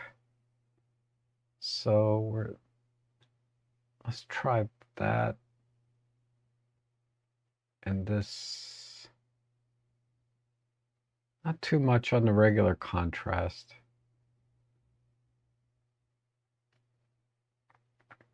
Something like that. I'll bring the light back in.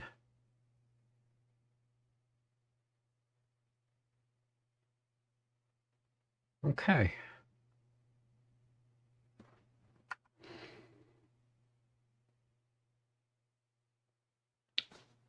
So yeah, I think on the left side, there's just way too much here.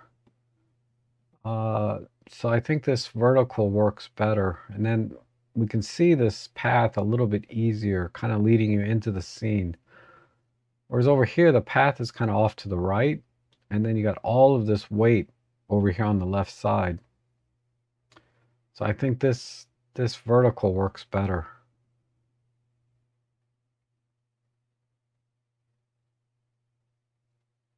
So, you know, I didn't have to edit too much. Basically, I just pulled the exposure and lowered the contrast.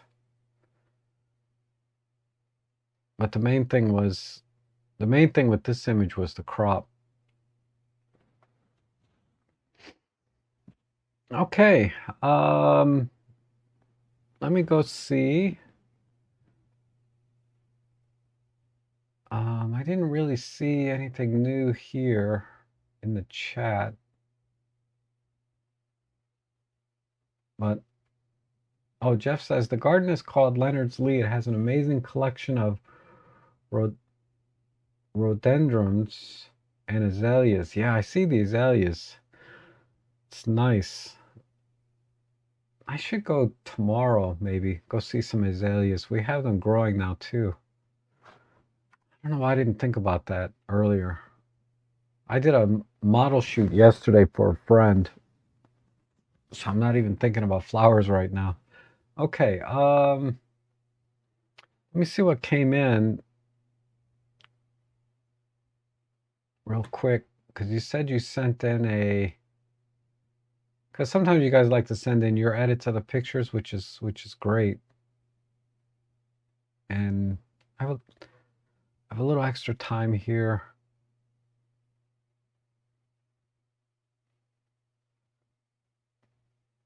Okay, and I'm gonna have to get, Lon sent one in, and then someone else sent one in. I'm gonna have to do those next week. But we can look at Jeff's edit. So Jeff kept the 4:3 aspect ratio, but it looks like you also, yeah, you went a little bit dreamy, like you were saying earlier. I just kind of leaned in. I lowered the exposure by about 1 stop compared to what you've done here. I think that's about the key difference. As opposed to, you know, what I did, right? We can look at mine again. You know, I went 16 by 9 and just lowered it by 1 stop and then did some light painting.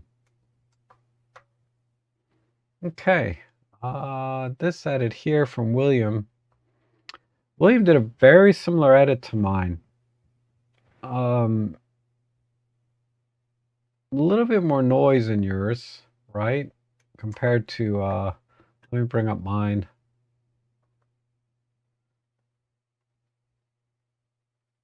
So, yeah. So what the key thing is, I want to see how you did with this, the sharp line between the bird and the sky.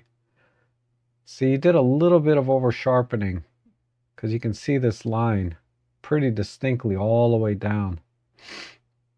So just try to drop your sharpening, make sure you have some chromatic aberration down here. So you need to work on it. I don't know what editing tool you use to edit this, but you can, if you were using Photolab, I think, I didn't check, but yeah, I got rid of most of the chromatic aberration. You don't see, it's a little bit there still, but it's not near as visible like on yours. So you need to check your chromatic aberration tool and then try and do a little less sharpening. And you can see it looks a little out of focus here, but on mine, yeah, it's a little bit out of focus too, but a little crisper, right? So there's a pretty significant difference between our two edits in terms of the general processing engine, not so much the edit itself, because we both did the same thing, right? We raised the exposure of the bird, and then we didn't do anything with the sky, really. I brightened my sky up, but, you know, essentially we didn't do anything with the sky. Okay, and then let's see. I think there was one more here. Oh, yeah, you went black and white. That does make a big difference. The sign here is barely noticeable. But let's see, let's look at the color one again. If that, yeah, it's not quite the same. The black and white definitely is less noticeable than the color version. So I think either way, if it weren't for that sign, I think the color, well, the black and white looks really good too. I like both. I like both. But definitely with the color version, you have to deal with that sign a lot more aggressively. I have to think of ways to fix that later, if there's a better way to do it. But for now, desaturating seems like the only way. All right.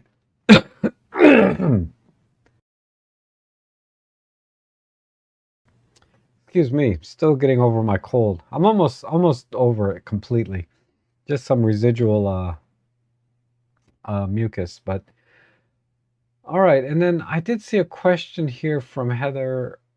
Said, you notice that I'm not exporting today. Okay, so I think Paul or one of you guys suggested I activate the high resolution. Let me see if I can find it real quick. It's in the thing up here, edit preferences and display, enable high quality preview. So when I did that, it basically renders and does everything that it would do if it was exporting it. So I don't need to, it's right here.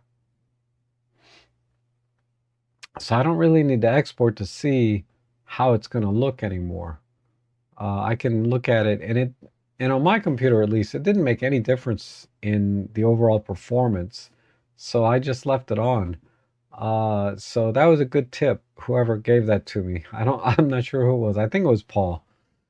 Uh, so that's why I don't export anymore. I can just compare side by side directly now. A lot of times though, as you saw in my previous ones, if you enable that and it slows your computer down, then you may want to disable it and export to see the final result. But I didn't I'm not noticing any difference, as you can see, because you're watching me live. So it was you, Paul. Okay. Appreciate that. That was a great tip. So I enabled that and I don't have to export. So BAMSEM use Lightroom. Okay. And oh, I think I saw some lens dust on your edit. Maybe, maybe. Uh, if we're talking about that bird, right? And then Paul says, oh, applies the deep prime to the whole image. So yeah. And Moxie or Heather says, no difference between preview and viewing on export. Right. So it should be exactly the same. All right. So thanks again for everyone sending your images in and joining me today for the edits. I hope you enjoyed that and got some ideas on how to edit your own photos using Photolab. I'll be back on Sunday, God willing, for normal photo chat. And my shopping stream, I may not be able to do Tuesday. I might move that to Monday. Uh, but we'll see. If I do it on Tuesday, it'll be late Tuesday because I have to take my mom to an appointment Tuesday. Or I might move it to Wednesday. I don't know. Shopping seems not quite as critical, but it is fun to do. So you guys have a good day. Try to do that every day. You'll have a good life, right? Have a great weekend.